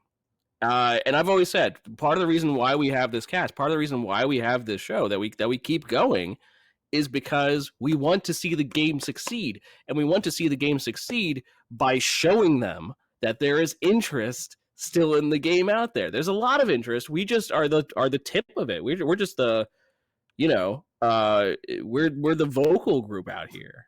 Just the tip. Just the tip. Just let us in. Just let us in. We're just a tip. I promise. We're just a tip. Criticism is necessary, but only when it's constructive.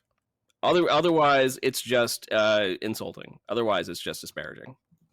Like, listen, I know I'm a Philadelphia sports fan. I know.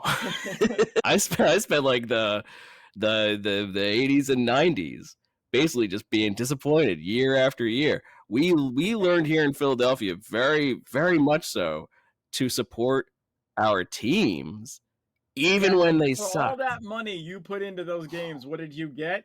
Nothing. Ocho, but you have Gritty, don't you? We love Gritty. At first, I hated Gritty. At first, I was like, "What the hell is that thing?" And then it was like a week later, I was like, "Nope, he's awesome. He's ours. We love him." Well, that's not. So I think so. Some of that seems like you have a misunderstanding of why it hasn't been imported, right? Mhm. Which is to say that like the reason why is money. So if the game was profitable, it would already be in here, right? If it was profitable to do so, it would have happened. Mhm. It didn't happen, which means the revenue coming in doesn't justify it happening. And so you could say, well, how do we make it profitable? How do you Honestly, tell a company, hey, be profitable? even the last rebalance patch with the nightmare mechanics, that was, from my understanding, essentially like a more or less a side project on the way out the door. Someone put a lot of personal time into that was like a pet project of the game director at the time to try and make that happen, with essentially like no backing or monetary support. So the issue is the game just doesn't bring in the revenue to justify any kind of content creation. It justifies keeping the game running, justifies keeping the lights on, justifies keeping the events, still happening, but it Mhm. doesn't constitute enough to generate content, even old content being repurposed, which again takes a lot more man hours than a lot of people seem to think. It's just not going to happen. Not only that, that specific content would have to be approved because they think that that the money coming in, like, people will like that content, right? So like if you have a bunch of players playing but they're not playing dungeons, they're not going to port the old dungeons because it doesn't make sense, right? If you saw a massive influx of players but all these people are playing the story content and never touching the dungeon, they're going to make new story next, not dungeons. Now if all of a sudden Legends got like a massive influx of players and they're all doing dungeons every day, they might look at that and go like, huh, okay, we should put out some more dungeons. You know what I'm saying? But like that's how that works. Mhm. That how that works is not just, it's people voting with their wallet, but also with their time. Like they track those stats. They pay attention to that. Unfortunately, that's one of the reasons we didn't get an investigation mission in South Africa, because there was supposed to be one. But guess what? In Legends, got played even less than it did in TSW, and it already was a small percentage in TSW. Investigation missions, which are like a hallmark of Secret World as a thing, right? We all One of the primary love reasons how I got fucking so deep into Secret World in the crazy first place. investigations are. But in a free to play game where you're trying to expand your player base and be less niche, investigations just fucking like that shit fell off a cliff. They literally just didn't make one for South Africa because there was no return on investment for that. There was like none. It would have been like, if they had done it, it would have been throwing away money as like a love letter to the people from the old game that still played it, assuming they were even in here playing it. So they probably were still in the old game because they never fucking shut the old one off. But you know what I'm saying? Like, they literally didn't make the investigation mission because it wasn't worth the revenue to do it. Players blow through it all in hours when it takes the longest time to develop. We love story. I mean, including all the voice acting. Are you kidding me? Yeah. All that voice acting? Yeah, Oh my that's gosh. unfortunate. That's just an unfortunate reality. Is that it's hard. It's hard to. You cannot produce story content for the amount of money. Nope. It's a real catch-22 system. I know Uni, but again, like I'm with you. If we could have Flappy and Eidolon in here, that'd be great. Or honestly though, I would take a new one. Like, we've done Eidolon and Flappy like 5 billion times. I wouldn't mind a new or a raid. new raid. Yeah. The thing is, like, that's like a sub-segment of the dungeon people. So you've got the majority of the player base doesn't even touch dungeons, and those people that do dungeons, only percentage of those like probably raid, right? I guess it's probably a higher percentage. If you do a dungeon already, you're probably likely to group content and raid, but still, there's people that do dungeons that were not really raiders, even in TSW. So there's got to be a percentage shift there that's just hard to see. I don't care about the player base as a whole. I care about the people But see, that's yeah, I care about me. I care about what I want to play. I really care about my content. People are the same way though. They're like, I just want my PvP, and then my people will come play with me. But those people don't fucking spend money on the game. Yeah, no. See, here's the thing: I understand that fully because you know what I like in games, not raids, not dungeons. I'm one of those people that's basically anti-dungeons. I'm anti-dungeons. He's right there. Get him, Yeah. guys. Get him. Get him. He's right there. I'm anti-dungeons. I'm anti-raids. I will not run dungeons in games. I will not run raids. I will not do PvP. I play solo content that I can play, and there's a ton of it. There's a ton of it here. I love it all. I would like to point out that I have dragged Mikey into dungeons, into raids, and into Rosenbrawl multiple times. Yeah, oh yeah, no, that's the thing. But that's why I love MMOs. One of the reasons why I love MMOs is that, like, it's still there. Like, it's still, like, I love the fact that it exists, but it's not story for me. It's not content for me. It's not content that I find enjoyable, but in this context, like, yeah, drag us through. It's great. We have a good time. We have a great time. I was going through my screenshots, and one of the screenshots I came across was when they changed the lurker into a giant leet. And they changed the lurker into a giant leet, and there was some guy in our group who was like, this is the first time I'm doing this. What the hell happened? And we were like, I love yeah, when we have sorry about that. With new players, and they're just like, I didn't know what the original looked like. And you're like, you've scarred them for life. Like, they're going to go into the next raid and be like, what's this? Where's the leet? What's this like? Isn't this supposed to be a giant leet? Yeah, isn't this No, so I get that. I enjoy this story. Yeah. Look, I agree. I like raids. I like the mechanically more demanding, like, content. But the thing is, like, what's weird, okay, there's a weird part of it is, like, the player bases have to both exist to sustain each other, right? Mm-hmm. The story people, generally speaking, are ones that, well, here's the thing too, it's a free-to-play game, so it's a little bit different. Normally, like in the old TW model, the story people were the ones spending money, but not enough, because it wasn't covering the cost of the DLCs to make them. Yeah. But we were the ones buying all the, like, the side stories. We were the ones buying all of that. Yeah. But the PvP people don't have to do that. They can just sit in PvP and not buy those at all. Now, granted, there's people that did both, but also there's a lot that didn't. And what really weirded me out, by the way, I just, as a tangent here, is that I knew some dungeon runners, and I mean, like, hardcore, they're in a dungeon, like, every day, all day, and then they didn't buy the dungeon issue. And I was like, what? They made you content. They specifically made you content, and you went, nah, I'm good. I'm going to keep running these dungeons that I've already have. I was just like, you are why this game is dying. You are why, right now. You needed a PhD in TSW or anything well? Nah. If I did shit in TSW, you could have done shit in TSW. You just needed, okay, you just needed to know people with PhDs. That's what I did. I just hung out with people that had the PhDs. And I'm not even joking. Oh god, what was his name? Started with an A. Fuck. Something Mind? I can't remember his name right now.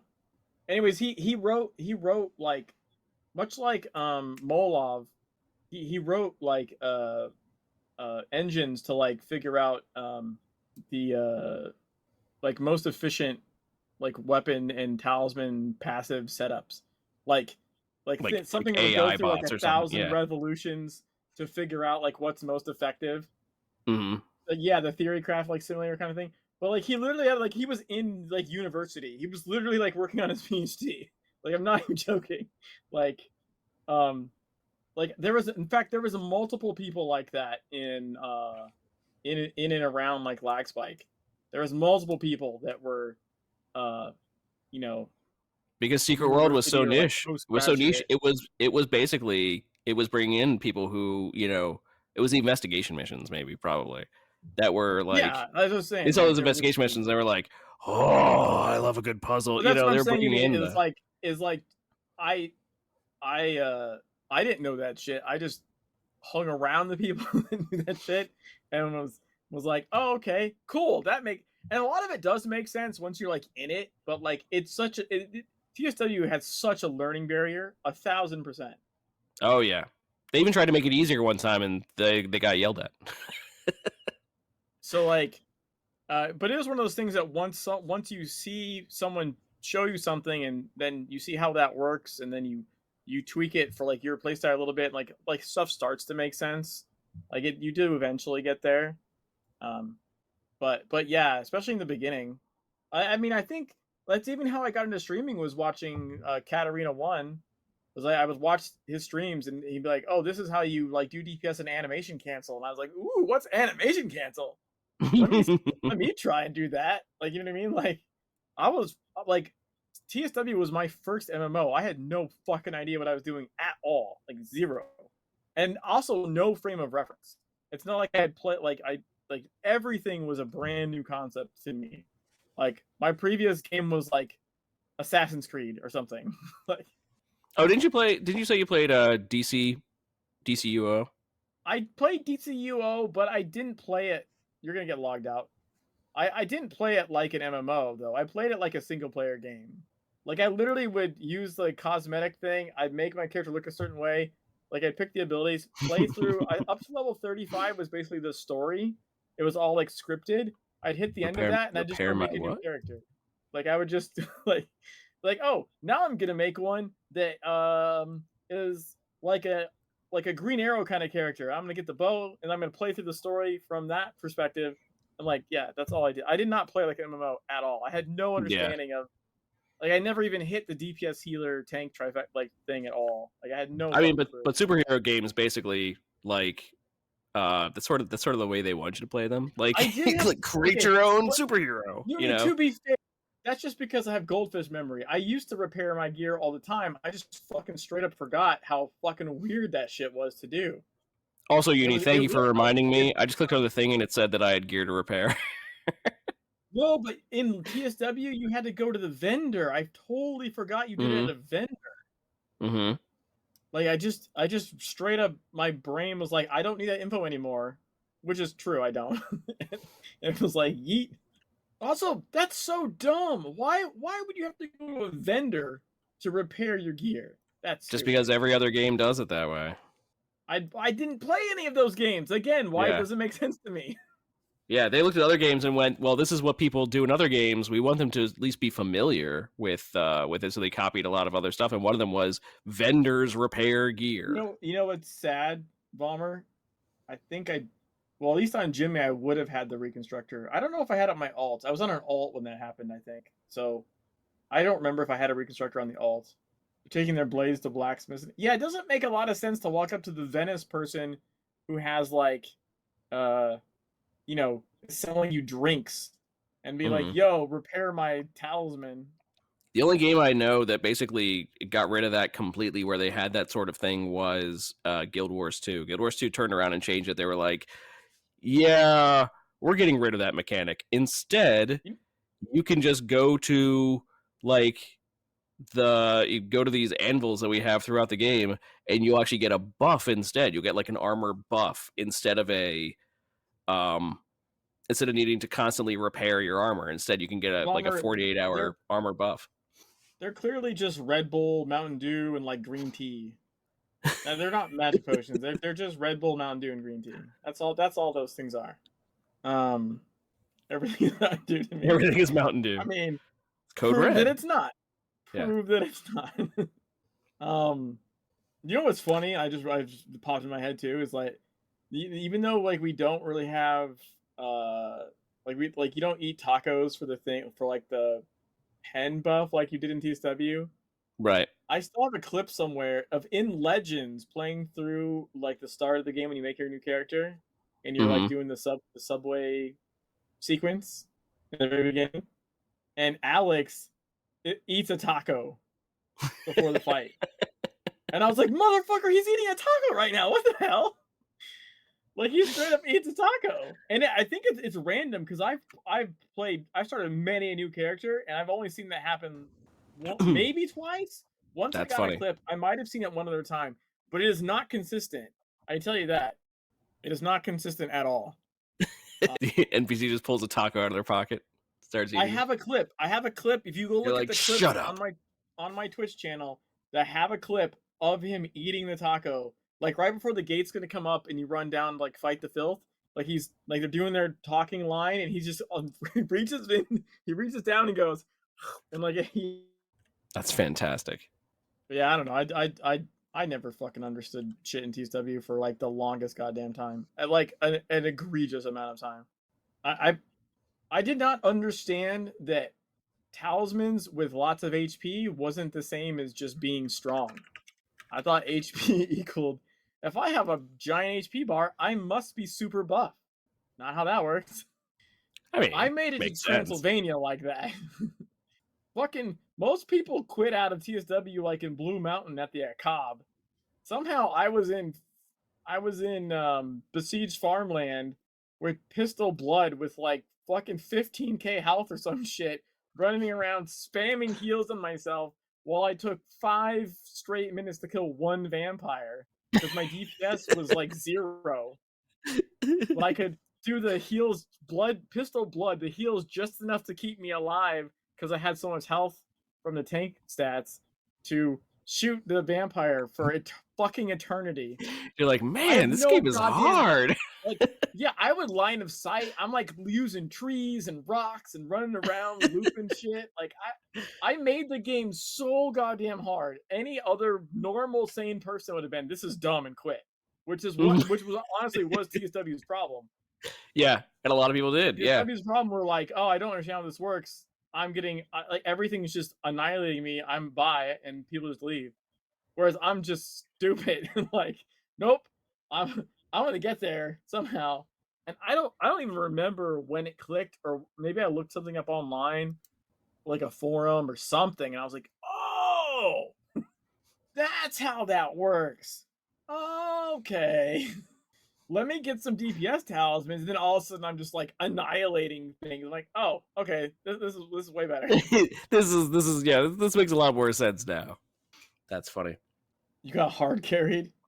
I do remember that you could hard carry people because we would get someone would make. I think someone would make a new character, right? Because you had the faction specific stuff, right? So you'd have like your Cabal would have like a Lumi faction and a Dragon faction and Templar faction with just a little letter at the end, right? So Cabal named -T -D -I. Yeah. And so some people, especially because of the PvP, would make a new character in the Cabal, but in the other faction. And then you get a couple people to just fucking hard carry them. You could get someone to like the end of getting your wings in like a day or something. Like you can just be like, we're running you through the story. You just escort them out, and as they do the mission, just annihilate everything. Yeah, that was a thing. Of course, you don't look like it's fine if you're doing that with like a second character, because then you're just doing it for speed. But if you do it with a new player, they then have no idea how anything works. It wasn't quite like that. So before we go any further, hard enough. I do want to go over what the other games news that we had. If we wanted to just to go through it real quick, because I mean it does pertain to kind of what we were talking about before. One is Dune. Right, Dune had their second Dune Awakening Direct, took place earlier today. They showed the trailer that they released as part of Summer Games Fest, June 7th.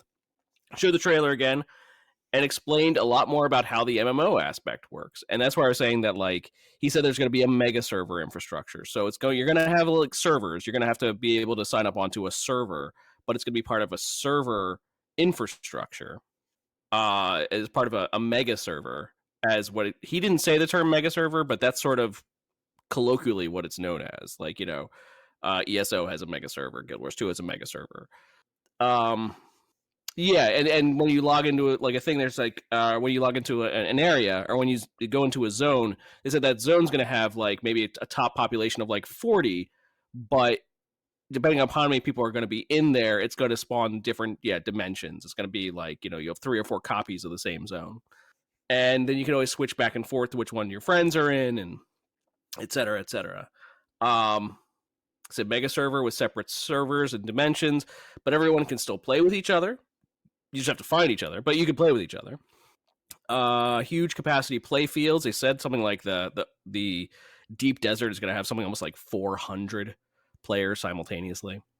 I do remember that So we said that, or Joel said that you'll be able to find your friends.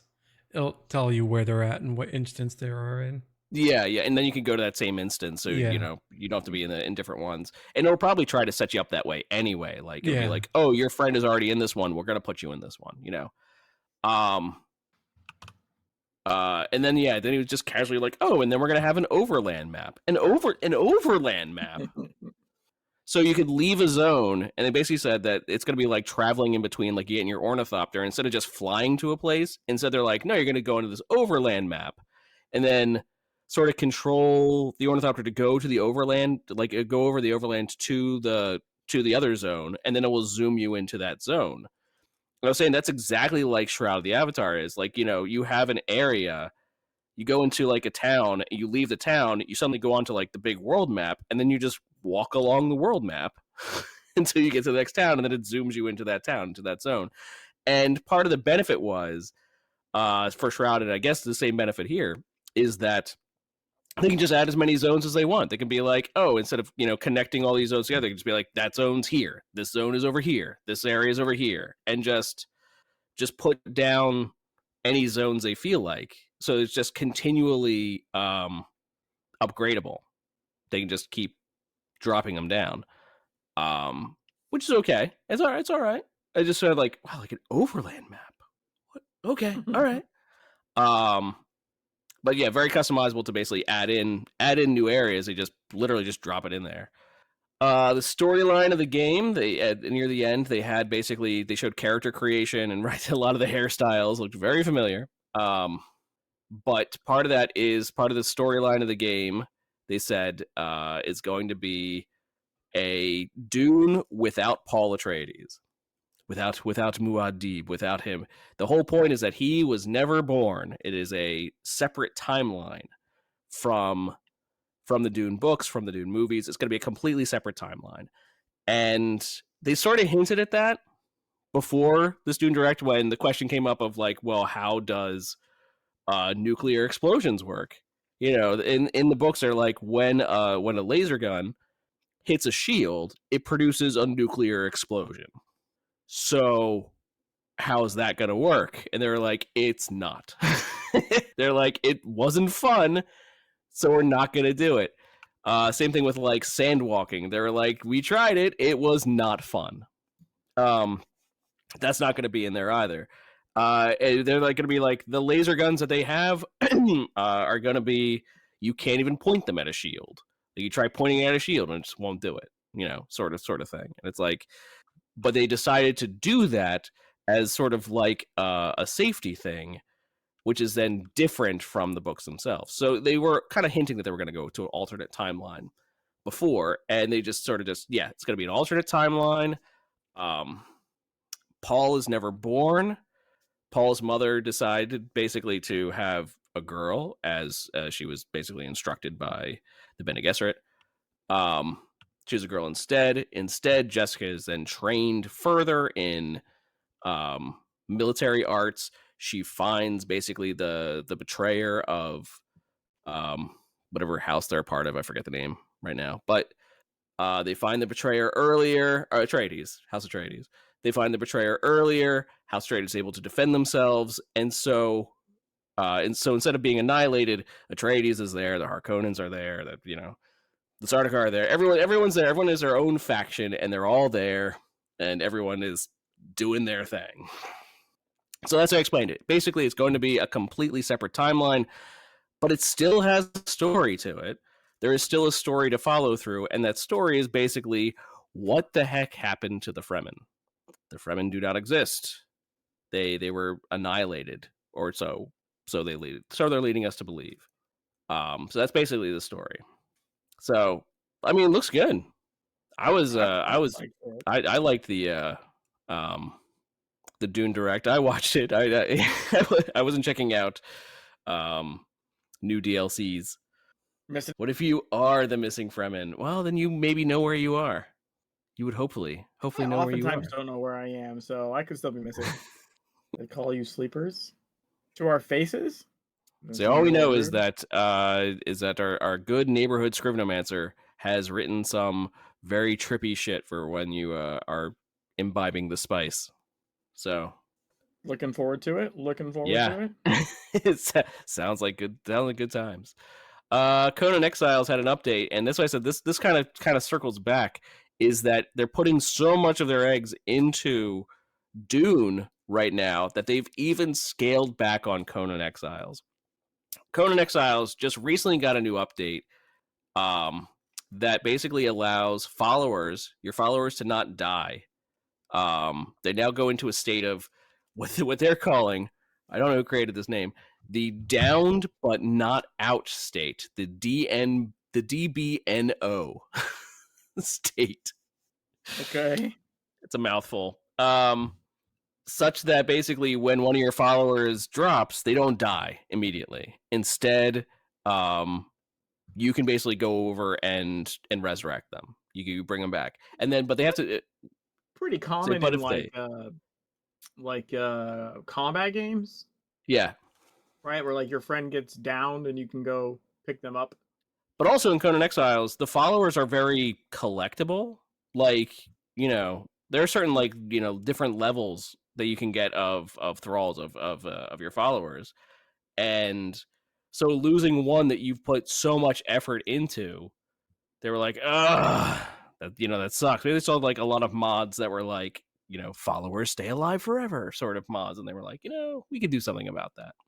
But they say that basically 3 downs, basically you have like basically 3 strikes and you're out. If they're down 3 times within a certain window, within a certain time period, they'll still die, but you can bring them back. You can bring them back much easier now. And then they started a bounty hunting event as well, one that they've had in the past. But then they said in the same update, they were like, but 2 things. 1, we're going to have a new structure and tempo for content updates. The every 3-month cadence is not in there, quote unquote. So instead, they said, I guess they were just basically not happy with the quality or something, coming out once every 3 months. So they said they are now extending it to roughly every 6 months. So, and smaller updates like this one in between. So they're going to be they've now said from 3 months to 6 months. Have a good night, Uni. Take it easy. So now they're cutting tempo on they're doubling basically the time in between updates for Conan Exiles, and they said no more battle passes for the next age onward. The resources, they say, could better be spent elsewhere, which is a interesting. They say, as the nature of Conan Exiles and its development cycle has evolved, we've over time reached the conclusion that the time put into creating a new and engaging battle pass for each chapter can be better spent spread across several other areas of development. These include both the chapter content and now the updates between as well, with various activities and reward. So they're also getting rid of battle passes. I thought the battle passes were really working out for them, as one of their previous updates basically updated the battle pass. Did they mention previous battle pass rewards anywhere being available ever again at some point? I don't think so. But listen, I'll say if we know them, it will probably be around again. Like, the rewards, or maybe not rewards, but it'll probably be in the store. Yeah, it might be a reward of something else with some of this previous battle pass stuff that come out on rotation. Mm-hmm. Because they're not getting rid of content. The time making this stuff, it's kind of stupid to say, oh, nope, never again. But after they just went through, one of the previous updates was basically making it easier to advance in the battle pass. And now they basically turned around and said, nope, we're now getting rid of battle passes. This will be the last battle pass. It might just be partly down to the, you're splitting your focus, right? You're making content just for the battle pass. Mm-hmm. On top of making the content that you're trying to push out in that 3-month cycle. It might have just went like, that's not working. No. Right. So now they're switching to content to be better, and the battle pass being filler. They already made changes to try and make it better for people, and then realize, you know what? Actually, not even worth. Yeah, the whole thing doesn't even really worth. So they're even going to now switch to a longer cycle but with smaller content updates in between, which is okay. I mean, you know, but that kind of also shows it's sort of like even the moneymaker that is Conan Exiles, still going very strong. They're even still scaling that back to probably push more effort into Dune, is my guess. Yeah, predatory FOMO. I'm not the biggest fan of battle passes, personally, because I never get that far in them because I'm always spreading my time in between all different games. But it's okay. That's just the way I play. Yeah, predatory FOMO. I sort of have to finish, and I always wind up missing the things I wanted, even if I've spent ages working on the pass. But the kitty was on one of the earlier battle passes where it was harder to progress. Oh no! Like, gosh darn it. I just want the kitty.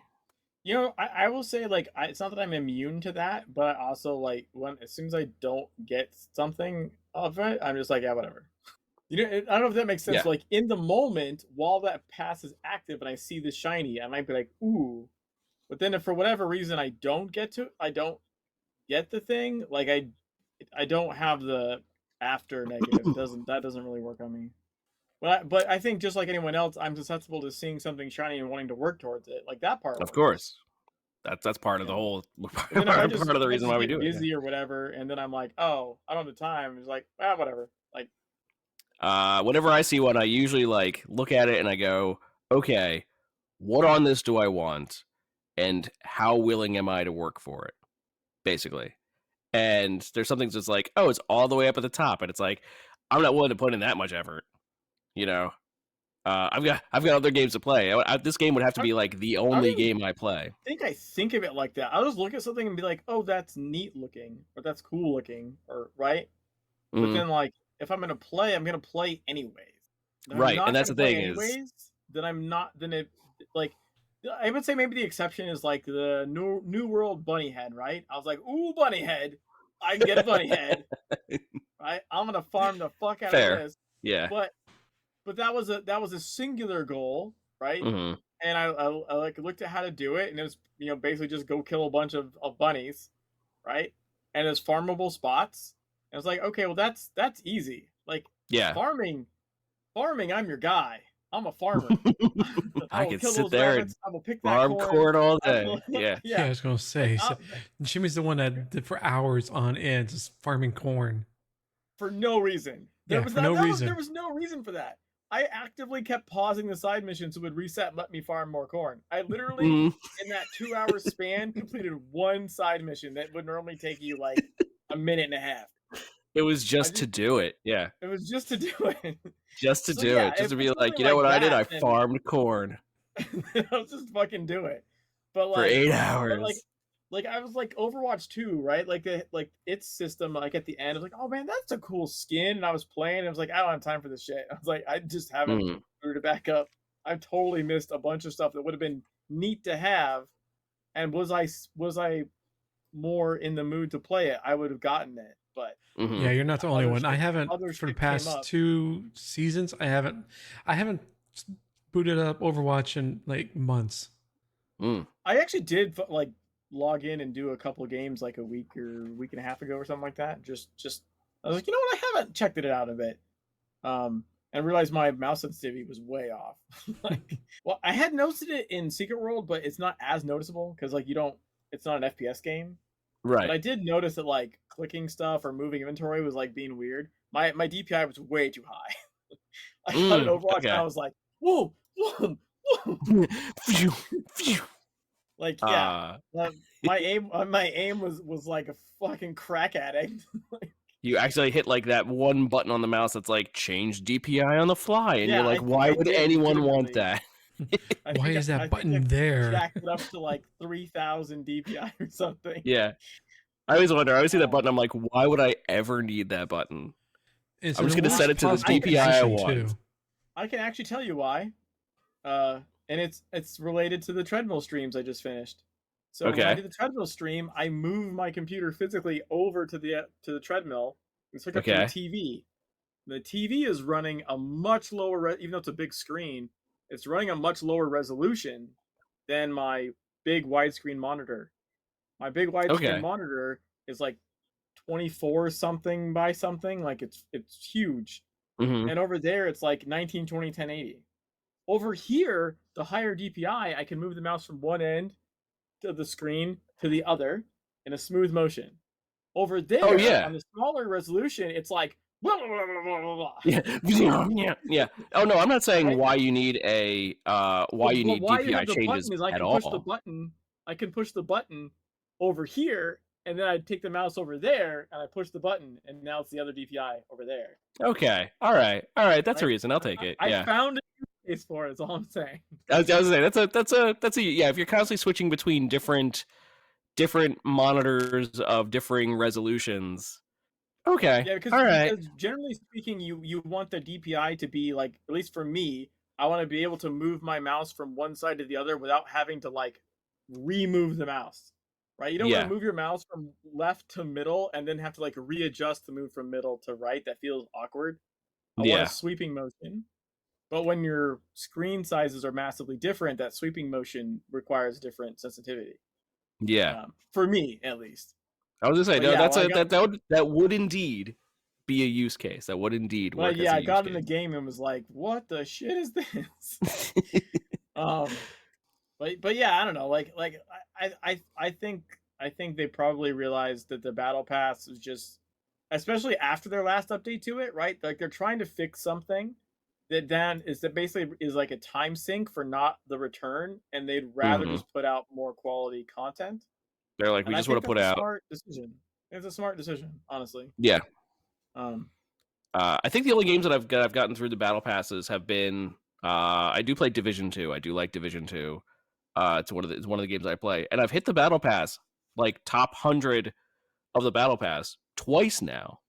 Nice. And I'm always surprised at that. But one of the reasons why I've got there is not because of what's on the battle pass that I want to achieve, but just because I just like playing the game, and then just like naturally getting there. Right, and then just naturally getting there. Yeah. Like I'm not actively trying to hit 100 on the battle pass, but I have done so twice just because they've had it and it's been there, and it's like, yeah, no, I got it. But then also simultaneously, unless you pay for the battle pass, nothing on it is going to be that fantastic. It's going to be just basic stuff, basic drops, you know. Yeah. So it's not going to be like, you know, what I'm earning is not like the greatest. Something I liked about Overwatch 2's battle pass thing is like you can earn the coins to pay for the next battle pass's like pay version. And Conan Exiles had that style. Yeah, like I do like that kind of thing because it incentivizes you to be like, oh, well, actually, if I do this one, I can like pay. I can literally earn the next one for free, basically, right? Like, I wonder if that was also part of their idea to pull it back. Was they're basically like, once you buy a battle pass, we're only making money off the people who don't finish it. Yeah. Right. Because if they finish it and can buy the next one, well, they paid like $5 2 years ago. Yeah, exactly. Yeah, and if they're that dedicated, if they're the people constantly playing, they're not paying for the battle pass. They're just earning it for free every time. From a comment from the RP community. Okay. I'm not stopping you from sharing anything. Oh my God! Never mind. I take it back. There's a small dedicated group that's been shrinking over the last few years due to lack of ongoing content and support. General consensus is that Funcom is content to let things run until we all quit and let that be the end of things. The question seems to be why anyone should bother even joining the game, particularly what used to be a vibrant and welcoming community, if all we're going to get is a half-baked promise. Well, the problem with that is the idea that you got a half-baked promise. That's one problem I have with that statement. I don't think that is a true thing. That is a negative, that's an opinion.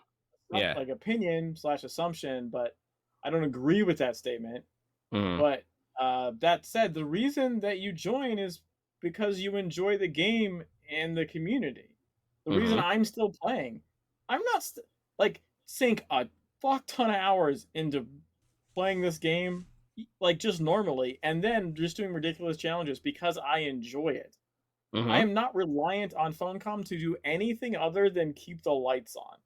Like if they turn the server off, I wouldn't be able to do my challenge run. You won't be able to do them, yeah. That would be a problem for me. But that's That's all that they are required to do. Like when you subscribe, you get the benefits listed on the subscription. That's it. You get the content that is currently in the game at whatever state the game is in. I was And saying, if that but is why? not good enough, then you should play something else. I was saying the question is, well, why should anyone bother even joining the game? I tell people play if nothing else, because the game play is the not a game for the promise. story. If you like RP, you don't even like.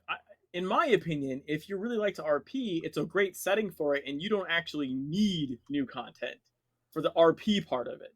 You are the content. You're creating your own content. That's The what people RP around you are is. the content. Yeah.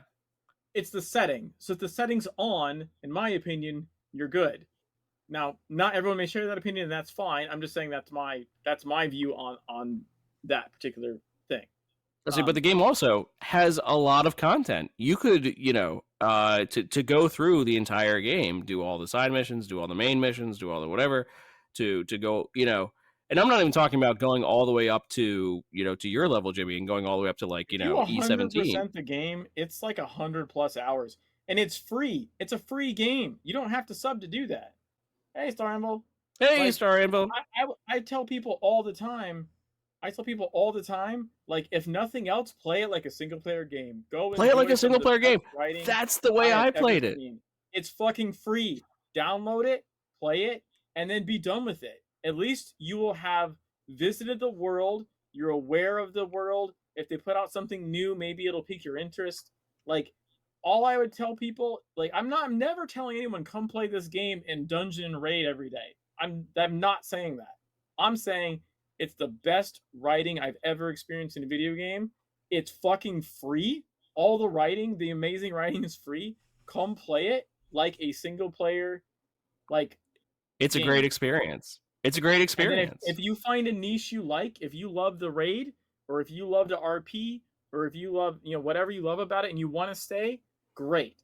But just enjoy it for what it is, an amazing setting with amazing writing. And if enough people did that and like decided to hang around, maybe you would get new content. Even if it never does, it doesn't change the fact that the existing stuff is fucking amazing. Yeah. And that I want other people to, at the very least, have had the opportunity to see it and enjoy it. Because if all anyone does is shit on the game for not being the thing you want it to be, all you're doing is spewing bile out into the world and depriving people who might have checked it out and got to enjoy a nice story from even checking it out. Like, let them come play the game. Let them come sharpen the dream, right? And be like, oh, wow, that was a cool thing. And then let them leave. And maybe they tell their friend. And maybe they tell their friend. And they're like, hey, there's this game. There's not a lot of stuff like new going on with it. But man, the story was amazing. You should at least check it out for that. And if enough people fucking did that, it would spread like the filth. It would fucking spread. Stop spreading salt and spread the filth.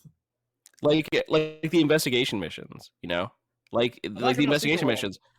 Could you imagine someone who loves puzzles and all of a sudden they encounter these investigation missions and they're like, oh my gosh, like these are some of the hardest, most intriguing missions. Would you like to translate Japanese while doing origami in order to solve a puzzle? Right? Yeah, like fucking play this game. Yeah, like where do you get that? Like, you don't get that experience from other games. You just don't. There's just no possible way you get that same experience from other games. It's an amazing thing, and to be like, someone's like, oh, I like playing puzzle games. It's like, have you tried Secret Worlds? Have you tried Secret Worlds puzzles? Go and do Kingsmith Code. Like, one of the first ones it throws at you. Go and do Kingsmith Code. I also want to add with the RP thing is that the community, yes, it still does events inside the game, but the majority of anything, the interactions, the play styles, the games is done offline. It's within Discord or other sites, or even in the forums. So it's not that it's roleplay in Secret World is dead. No, it lives on elsewhere. I mean, we have a Discord server. RPG person. I know it exists. I know that I see them sometimes. oftentimes in the same place. You know, Vollmer is RPing all like, Vollmer, all I know. the time. I'm saying it's not dead. That's what he's saying. Yeah, it's not. It's not. It's actually Well, I one of the mean, greatest places for it. I think they're because you were saying that stuff can happen out of game. That Vollmer's. Well, no, I was replying to I forget with the role play community. Like I've said, is that not just because you don't see it, it's not as prevalent as it used to be within the game. It's offline. It's within Discord servers. It's other sites. I'm saying, Waffle, to what you're saying is Vollmer's taking that as like it's not happening in game, and Vollmer's just saying yes, it is happening in game. I'm saying both are true. The thing is, if I don't think, it's also because of the instancing, you're just not as apt to see it, right? Even if it is happening in game, unless you're part of it already, you're gonna rarely stumble upon it. I've ran into it by accident a couple of times, just like tripped over an RP in the middle of Scorched Desert. Like, oh, there's a bunch of fucking people here just standing around talking. Okay, cool, bye. All right. Like, yeah, it happens. Just run through. I always feel awkward. I always feel awkward in those situations. Like, oh hey, you're RPing. Bye, see you. It's just going through. It's because you're on my friends list, even on alts. So like the game likes to try and put you in instances with your friends. So I have mistakenly just like ran through many of Vollmer RP events as I was doing a mission or something. But I mean, amazing. Yeah, you're not gonna. You're honestly though, you're not gonna see, as a new player, you're not gonna see a lot of in-game RP, right? Because it's because of the instancing, you're not gonna stumble upon it that often. Or even the ones that are more like hub related, like, I mean, unless certain things happen on the dance floor. I know. I think like that the London spot is pretty regular that I can think of off the top of my head. But again, if you're a new player, are you gonna even know those are spots to like look, like, right? Unless you just stumble upon it. But again, like, yeah, but the question seems to be why anyone should bother even joining the game if all we're gonna get is a half-baked promise. But their promise is that they have a game and the game exists and it's good. That's basically what they're offering. Sorry, played it as a Monster Hunter game and made the wife solve the puzzles. And the other thing is, like, you don't have to solve the puzzles. Like, they're all optional too. Yeah. How do I encourage someone to come be part of Avengers Infinity War fan base when the last part of the movie hasn't been produced yet? That sells itself. What are you talking about? Avengers isn't done yet. It's Avengers. That sells itself. But even that's not even done, Yeah, well, I mean, it's literally like event. It's a comic book thing. It's like never fucking ending. Again, I don't know why people. Yeah. I don't know where this thing of like it's done comes from. Like, MMOs don't finish. The point is they don't finish. If they finished, you would leave. The point of all of them is the story does not end. And it's a world. It's a world to live in. It's a world to play in. World of Warcraft didn't fucking story stop. That's not how it works. I don't understand that. Have a good night, Brandon. Thanks for dropping in. I just don't get it. I don't get it. Well, I think many people think, oh, it's a game. Well, MMOs are a continuing aspect of a game. A solo or a single player game, there is an ending because the game ends. Right, but Baldur's Gate 3, you go through chapter 1, chapter 2, and chapter 3. It might take you hours to get through it, but you do become at a point where it does end. I understand that, but the end doesn't mean the story ends in a resolution, though, is what I'm trying to say. Even a single player game, right, doesn't necessarily end in a resolution. Right. It's not all movies end with like a bow and tie it together. Like everything's tied up. I mean, some do, sure. Well, like if you play like Half-Life 2, when that shit ended, you reach the end of the game, the story is not remotely done.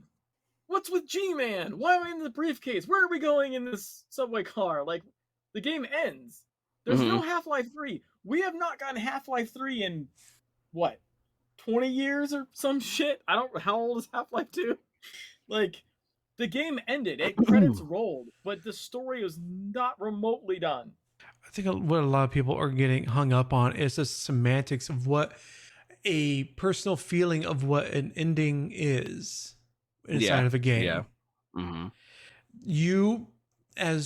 I'm not pointing to one person. I'm not Jimmy or Kama or anybody else. It's you as the you have in your mind thinking, okay, the game has to end when it gets to a certain point, and at that point, then that is truly the end of the story of the experience. With games, there is, like Jimmy, like you said many times, there is really no ending. Same thing with movies, TV shows. There's a story that you can continue on in your own mind, or you can search out through other media. Like a lot of TV shows end, but then they have a continuation a couple years later within a comic book series or in a novel series. Yes, the story ended within one media format, but it continued in another direction in another format. It doesn't end. There is no brick wall to all of a sudden that you're running into. I mean, we're not going to see eye to eye on this because you think Half-Life 3 was promised and was not delivered. Like, we're never going to see eye to eye on this topic. It's just not going to happen. So we will have to agree to disagree on that. Well, I have to disagree that incompetent storytelling, that is a very loaded line on the comment there. What tell me, actually, what do you believe is competent storytelling compared to incompetent? Do you think G.R.R. Martin is an incompetent storyteller because he has not finished the series of books? But the story ended in the HBO series. Is that correlate one from the other? I'm just thinking of to go back to. It's not incompetent storytelling. You just don't like that it doesn't end the way you want it to, or that it doesn't continue. It doesn't make it incompetent storytelling. Yeah, it's just a short answer. Yes, but like, okay, saying, look. I'm just saying. All I'm saying is, I'm old enough. I've had enough experience. I know, like, we are fundamentally not seeing this the same way. So no amount of debate is going to like sway, because we're not fundamentally looking at it from the same lens, right? So like, it's just not going to happen. So while I appreciate the spirited debate, like, we're not going to move one another. We have differing like core foundations we're operating from that aren't gonna shift. Yeah, so I don't think that's productive. But I'm even thinking also, of like, for like, I'm gonna give an example of when Funcom announced, oh, we're gonna be doing a whole bunch of stuff with Dune. I was like, I never read Dune. I should probably read Dune, because that's how my brain works. I'm like, I like going back to the beginning, to the source material, and consuming the source material and being like, now it makes sense. Now everything fits together nicely. And so I read through Dune, and I think Dune is a good book. I enjoyed it. But you know what? The ending was super fucking rushed. Like, the last chapter is just like, and now we're going to get everything done all at once. And it's like a 900-page book. And like in the last like 30 pages, they do like 1,000 things all at the same time. And it's like, okay, someone basically was like, no, dude, you need to finish this fucking book. This book needs to get out. Like, you need to end this thing like now.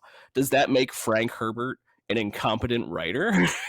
Because he just basically rushed the end of the book, because the book was, was so lengthy and was so detailed that by the end he just was like, and all of a sudden he's just going to get into a fight with the main bad guy, and he kills he's going to kill him, and then he's going to marry the princess, and he's going to live happy ever after. Like, like Deus Ex Machina. Yeah, like, or they just do a wrap up. That's what that is. But look, this is what I'm saying. Like, does that make him incompetent? Like, no. The point is, this comes back to that basic thing of, you think you're owed something. Tell that you owed your audience. No one owes you anything, or owes the audience anything. There's nothing owed. That's what I'm saying. Like, that's not how I believe that works. That's not how I think most people think that works. The entitlement is too much. You paid money. I think you're not getting money it. for the thing. That's not what you paid money for. You didn't pay money for Secret World, the entire story. That's not what happened. You paid money for this month's perks in the game that exists as it is. Time. It's like you got your money. You got the time in the game. That's what you paid money for. You're owed nothing. You're owed that. You're owed your free daily cash. If you feel like you want to be owed something, what you should actually do is get several $1 million, go to Funcom, and say, I will fund you this amount of money in order to finish Secret World Legends. That is the only valuable way that you can have in your description, how you've been saying things, that you feel entitled to be owed a continuation or a conclusion of the story. Put up the money to do that conclusion. Every time I play the lottery, I do always think that in the back of my head. You know what I can do with this money? Yeah. But the thing is, it's like, I'm not going to get more very personal, because as a creator, what you're telling me is that if I am creating a piece of content in one format and I decided, well, I all of a sudden the funding runs out, it's like, well, I still want to continue my story. I'm going to write books on it instead of as a TV series. So from what you're telling me as a creator is that you're an incompetent creator because you couldn't finish a story in one media format. You had to go to something else. That is actually, to me, insulting. It's insulting. It is. It's frustratingly insulting. Because there's a lot of creators that bust their butts. Avatar: The Last Stand didn't deal with it. No, I deal with you. I'll give you a warning and just go away. Yeah, that's just it's inappropriate behavior. Like at this juncture, it's yeah. You got a timeout. Being inappropriate. Yeah, you just want to. That's just really pissed me off. It's not okay. You can't be that way to people, and it's not like anyone chooses. I mean, oh god, my brain, dude, fucking memory problems. There's that cartoon with the cat avocado, the space cartoon, kind of like Futurama looking, but like a serious one. I think Conan's company did it. I don't know if you guys know what I'm talking about. But that super amazing show, Final Space. Thank you, Valmer. Final Space never got its finale, like because they, they just didn't get renewed. They couldn't do anything about it, and that guy has been fighting forever to be able to get the rights to do a comic book to finish it. To finish the story, to be able to give people that wanted the ending, fighting forever, like his own money. Finally, after years, like he got, because it's like Fox or something. It's a big fucking company, right? Like he got, and like super specific. So like they're, even while letting him do this, they're being giant dick holes. They're like, it can only be this number of pages. It can only be this kind of format. You have this long to do it in, right?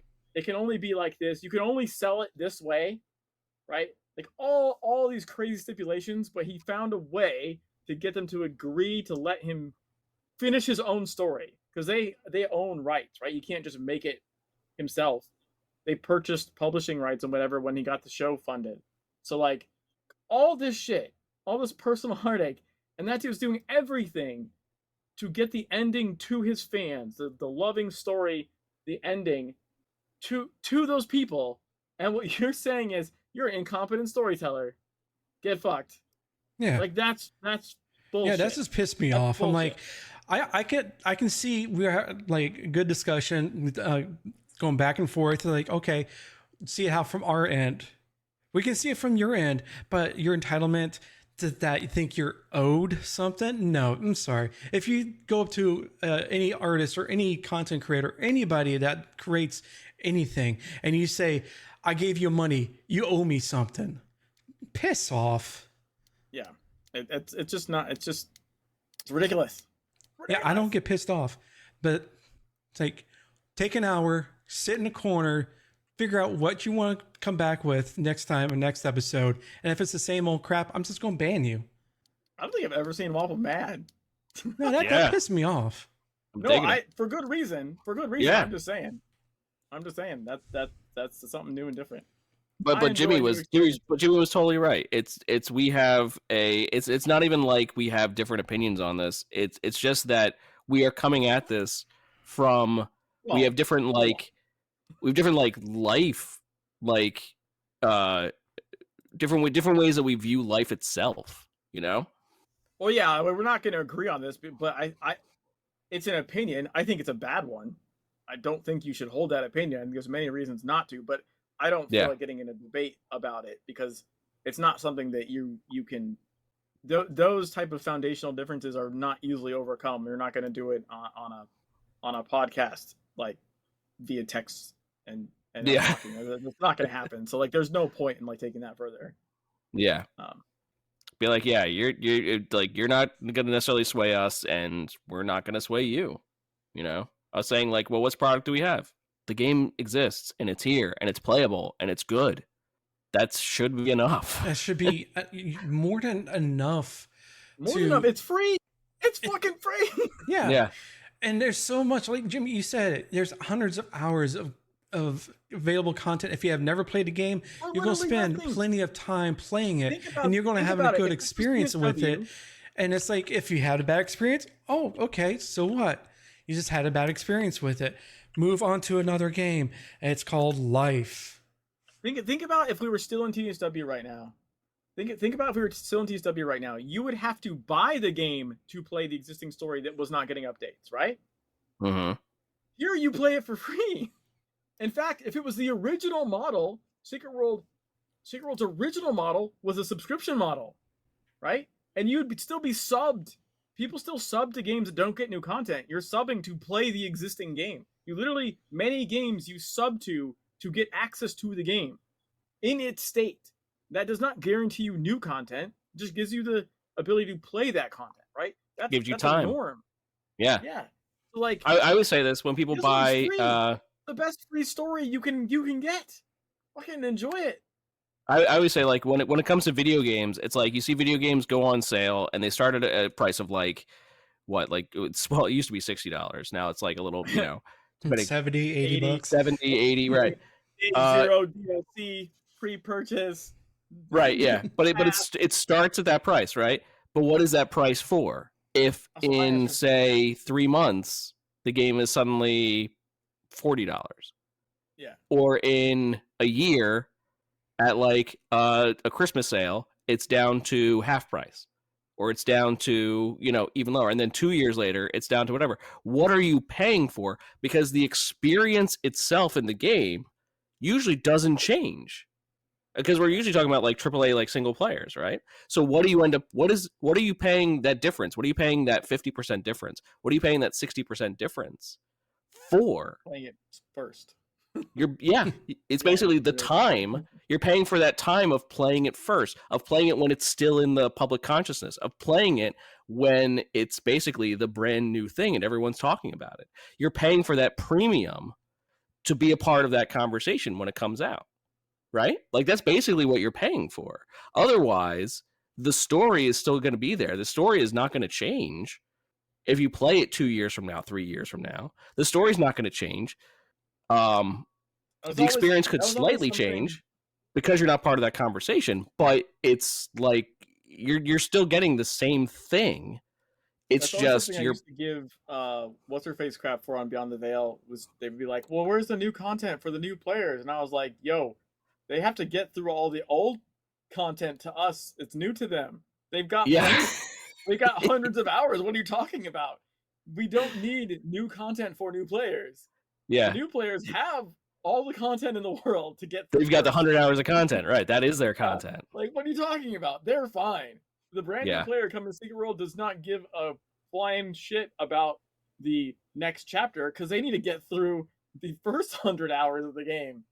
And the biggest problem with Secret World is the people that don't put in that time. They don't make it past like Kingsmith, or they don't make it out of Solomon Island.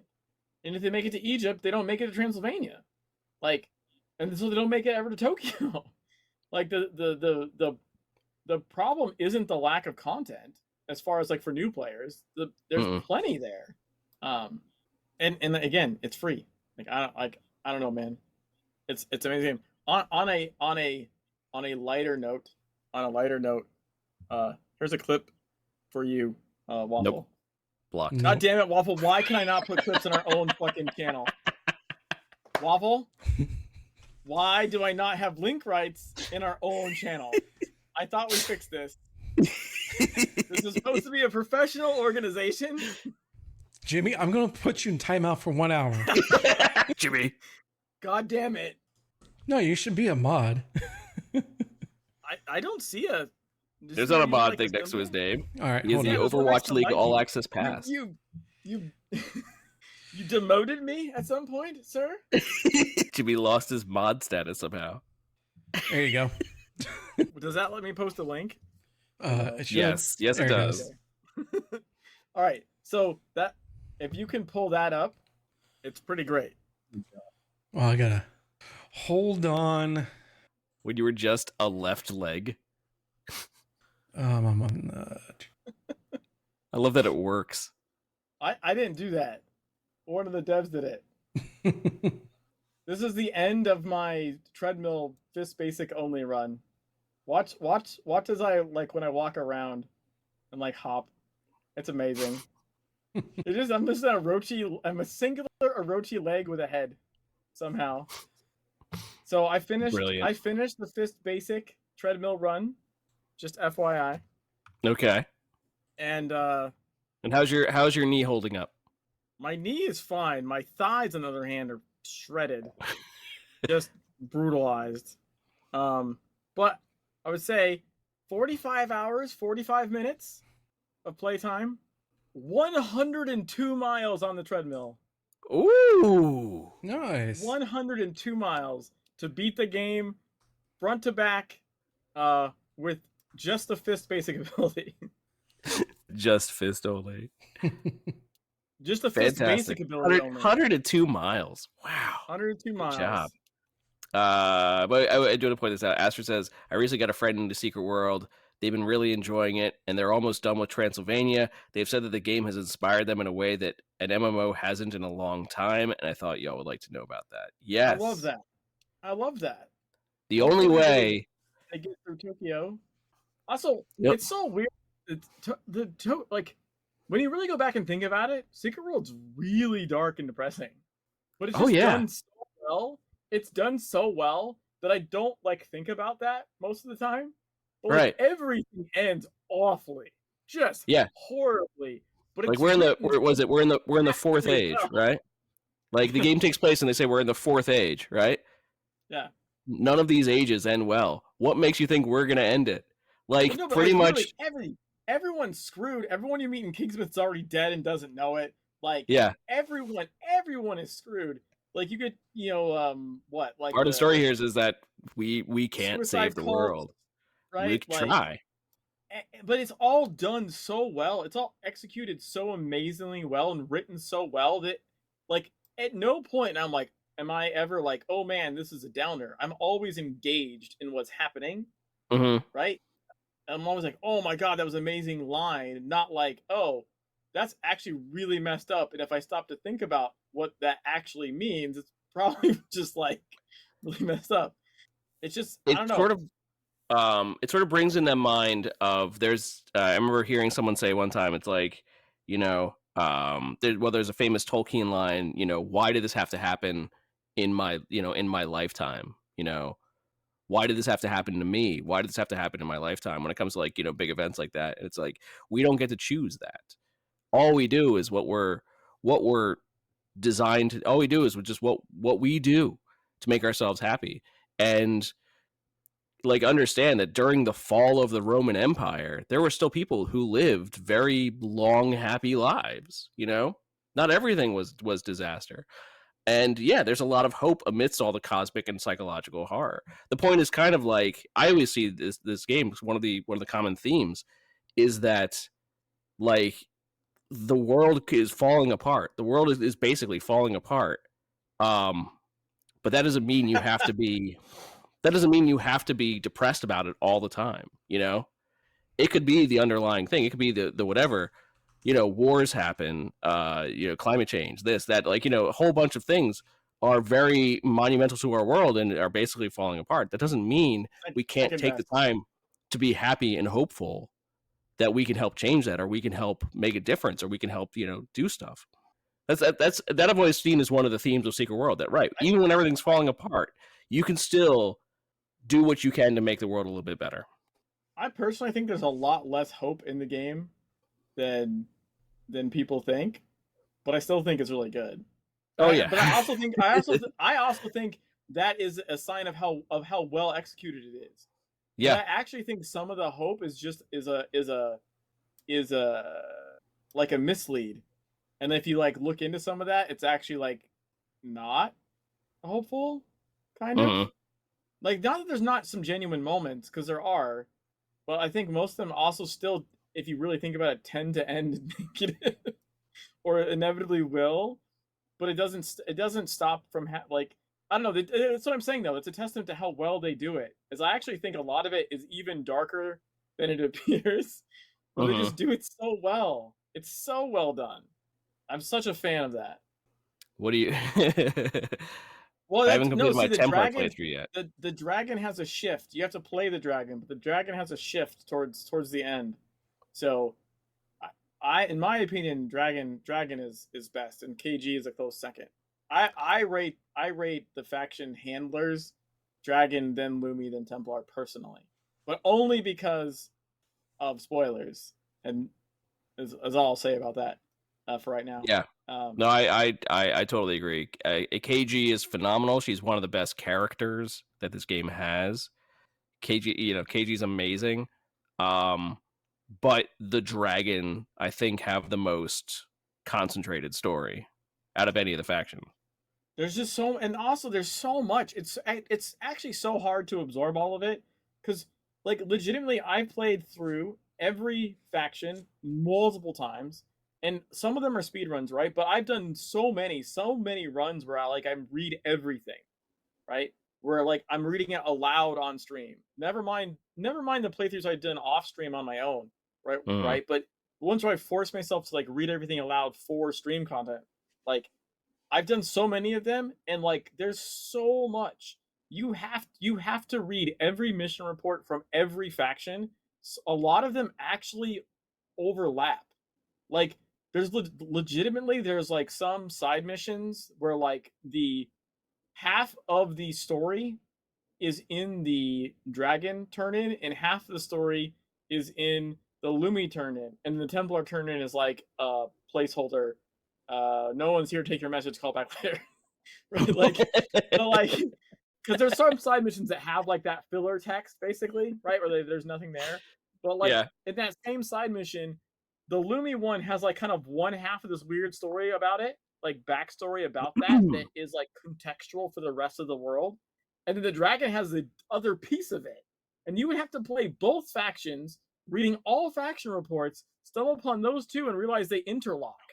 The scope, the fucking diagram that their storyboard has to be is goddamn insane. You know what I mean? Mm-hmm.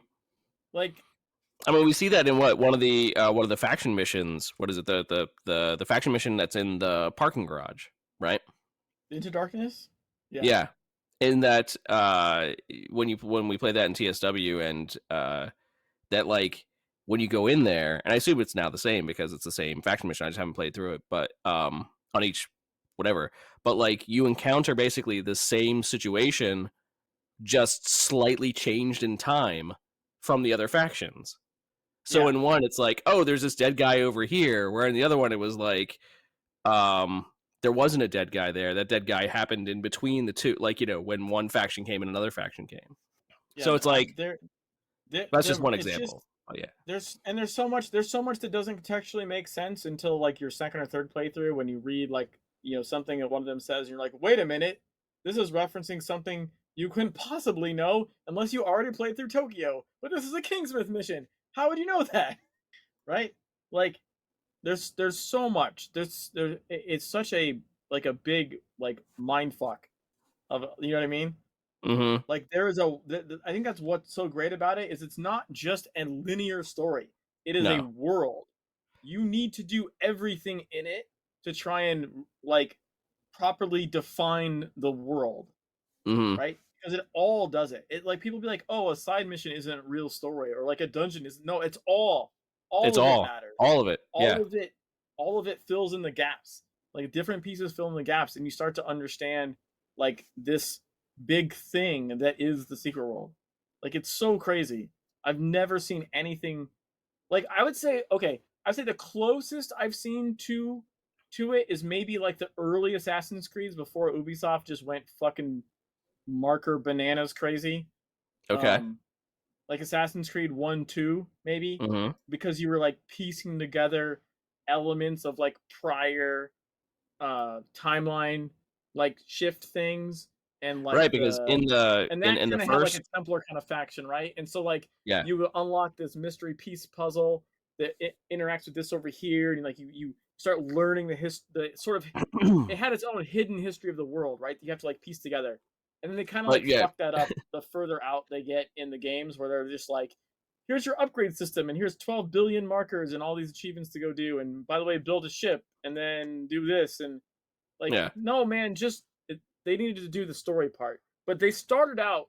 That's probably the closest thing I've ever seen to like Secret Worlds, like massive, like the IP that just is this massive thing, and you just want to find out more about what is the Secret World. What is I want to know everything about it, you know?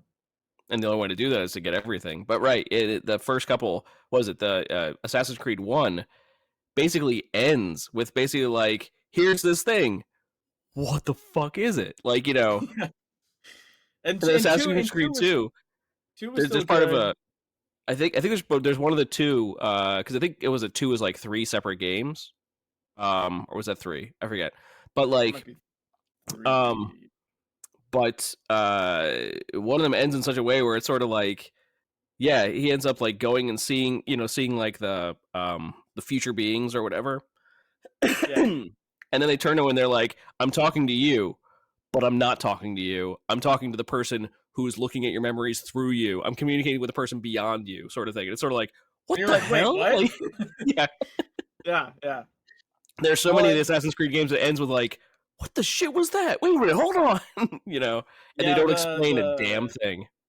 the one that had like the Norse gods and stuff, like that one was pretty. That one had a lot of the bullshit, but towards the end, I think had a little bit of the return to at least some of the story, or at least a little Okay. more of the story. Like I played like all of those games. But they have gotten progressively more about like the Ubisoftification of the game, Right. Yeah. right? And it's all about like that meta game and like the activities and the things and it just they seem to be you pay a lot for a very little story. They really stretch that out. Yeah. It seems like. I Um, played up through for Assassin's Creed. I do like the Assassin's Creed series, probably for like, yeah, the same reasons. It's just it hits it's the that world like building. In the beginning, they had amazing world building and this really cool connection to like history. history and Yeah.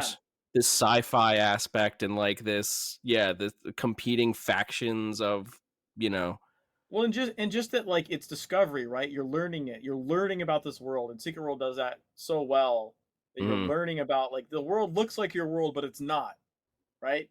yeah. Like So it's like you're that's controlling another a that's guy another on a flaw. sailing ship from like the 1600s, but you're actually dealing with like far superior technology from these ancients and blah Yeah. blah blah blah blah, and connecting it to like the future, and yeah, And you're like and you're in a simulation of a simulation of a simulation. The whole thing's a yeah. simulation.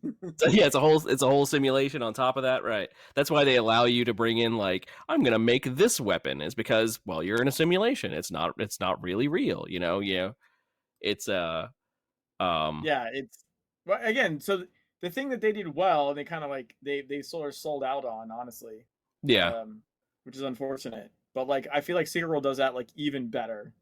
Like it's so good at it, and I think even given the staggering amount of hours I have in this game, which is fucking ridiculous, like I am still capable of finding new little links or new little nuggets of information that link to something else and makes you go like aha, which is fucking crazy. And I genuinely know, like, there's just no way for me to even keep it all in my. It's not possible. There's there's too much data to possibly. It's so dense. Yeah, the writing is dense. Every word has meaning. Every word has purpose. Everything has a reason that it's there. It's not like nothing is filler. Everything exists for a reason, and you may not know the reason that it's there, that it's showing. You may look at a thing and be like, okay, but yeah, when taking it into other context, you're like, holy shit. This all comes together. It's all. I'm saying the storyboard for this thing, like yeah, especially when they were like in full production. You know, obviously, like right now they're not, right? I get that, but when they were in like full production and still producing like new story bits for it, like goddamn, that board had to look fucking insane. Yeah. Don't forget, this little thing over here says X, so this cannot say Y. Yeah. Like, you know what I mean? Like whoever's job that shit is, holy shit. But how many times in other games I'm in Secret World? Like I'm playing another game and it's like it gives you like a nugget of a thing and I'm like, holy shit, let me find where that leads. And like I go to the thing, it's like, wait, this guy just said something about something, and it's like it's not a quest, it's not an actual quest in the game, but I'm sure it might lead somewhere. And I try to follow these crumbs that don't exist because they didn't actually think about it that far. Yeah, whereas in Secret World, you're like, hold on, let me go to the Orochi website. Yeah. It does exist. Wait a minute, they put something here. Hold on, let me check. Oh my gosh, it does exist. Oh my gosh. Of Wicker's fucking speech that you can still go watch to this day. It's insane. I've always said that one of those moments for me was when it was the speaking of a mission that's not in, it was a investigation mission. One we talked about earlier. Yeah, and the one that had the that was like you find like a business card and it's got a phone number on it, and I was like, okay, what am I supposed to do with this? Oh, well, I guess I need to find a phone.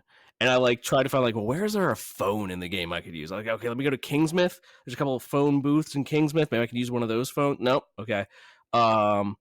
Search around wherever. Yeah. And I was like, wait, they actually gave me a phone number. Wait, do they make me want to call London for this mission? And I was like, all right, shit, I'm doing it.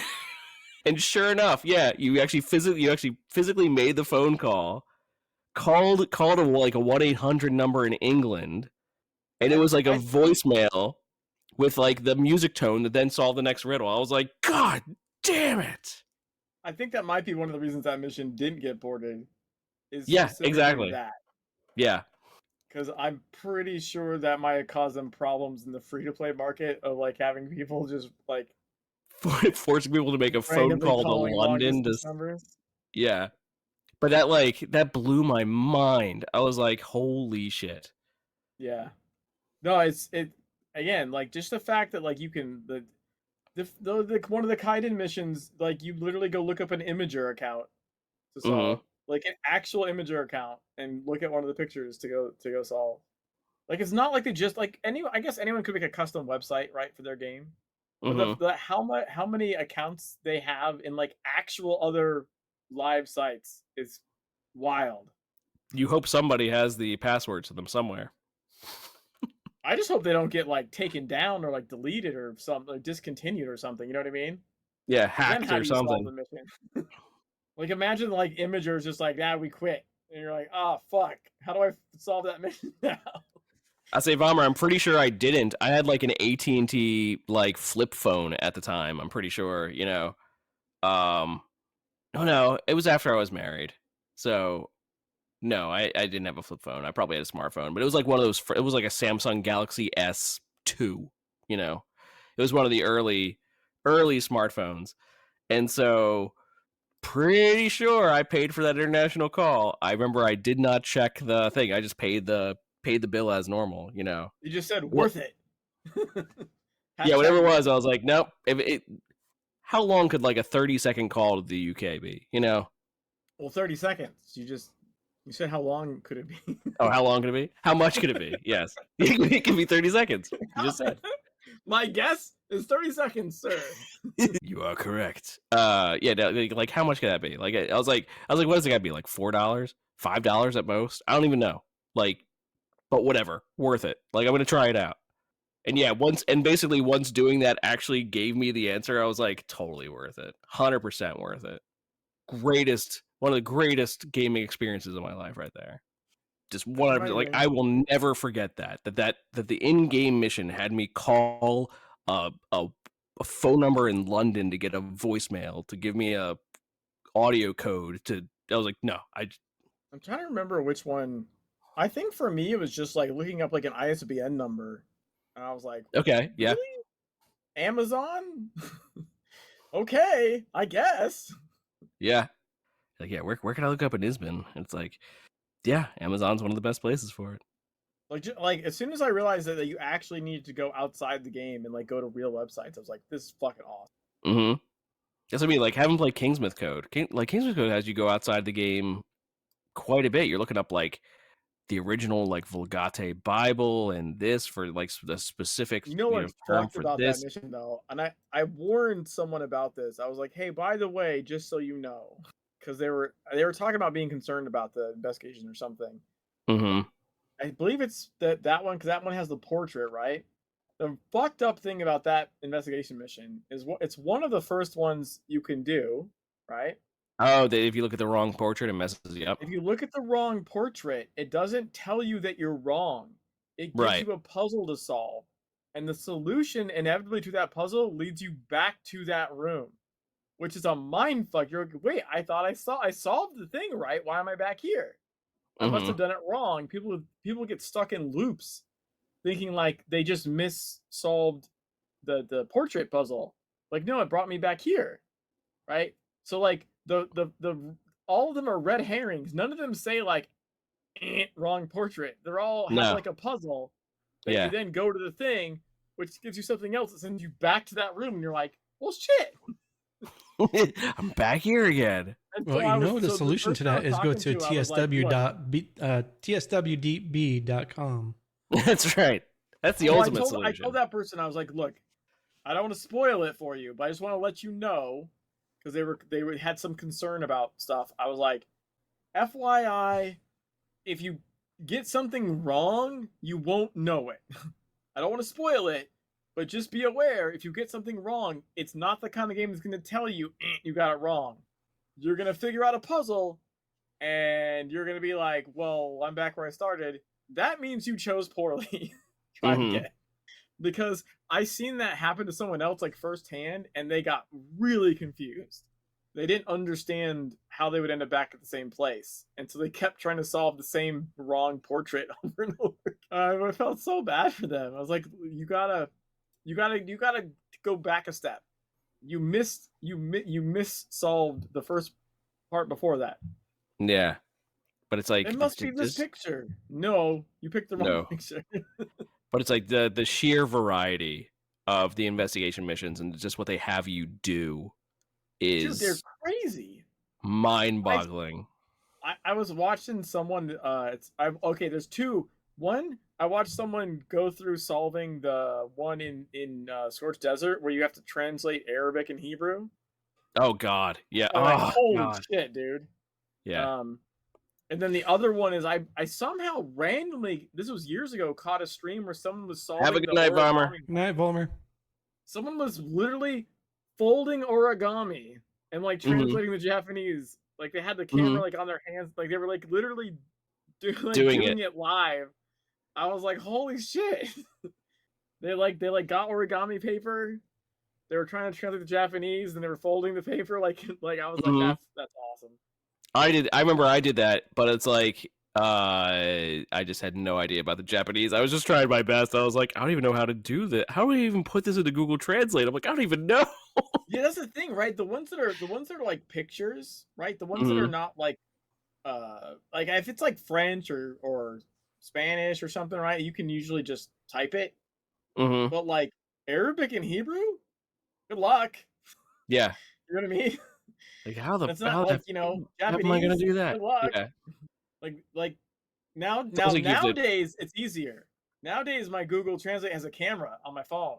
Yes. See? Yeah. So nowadays I could maybe do it with the phone's assistant. But trying to go seeing someone go look up Arabic symbols, be like, I think it's this one. Go look up Yeah. symbols. Like, it's like if you don't know how the structure of Arabic, like yeah, good luck. It's it's like I do believe Google Translate was a thing. It wasn't as good as it is today. Yeah, and you would have been way harder on the picture ones because like it's yeah, not like it's a text in game that you can copy. So even if it was a character, maybe you could have copied it into Google, right? mm-hmm. Like just copy paste the character, but they're pictures. They're pictures. Yeah. I think at one point it was like I had to download a specific like on-screen Arabic keyboard or something, or an on-screen like Japanese keyboard, so to work with Windows or something, like Nice. and it's like, oh man. No, And that's one thing that I was like, even on this character, I haven't done all the investigation missions because I've already done them. I've already but that's one of the problems, of course, is that once you do them, they're done. But once you like do them, they're really quick daily to do missions. again. Yeah. Investigation missions are some of the ones I redo the most, honestly, because once you do know them, like they're usually like super quick. Yeah. Super quick. It's the figuring them out that takes the time, right? Like missions where you fight enemies, they're always going to take even when you can one-shot things, right? You got to like blow through them.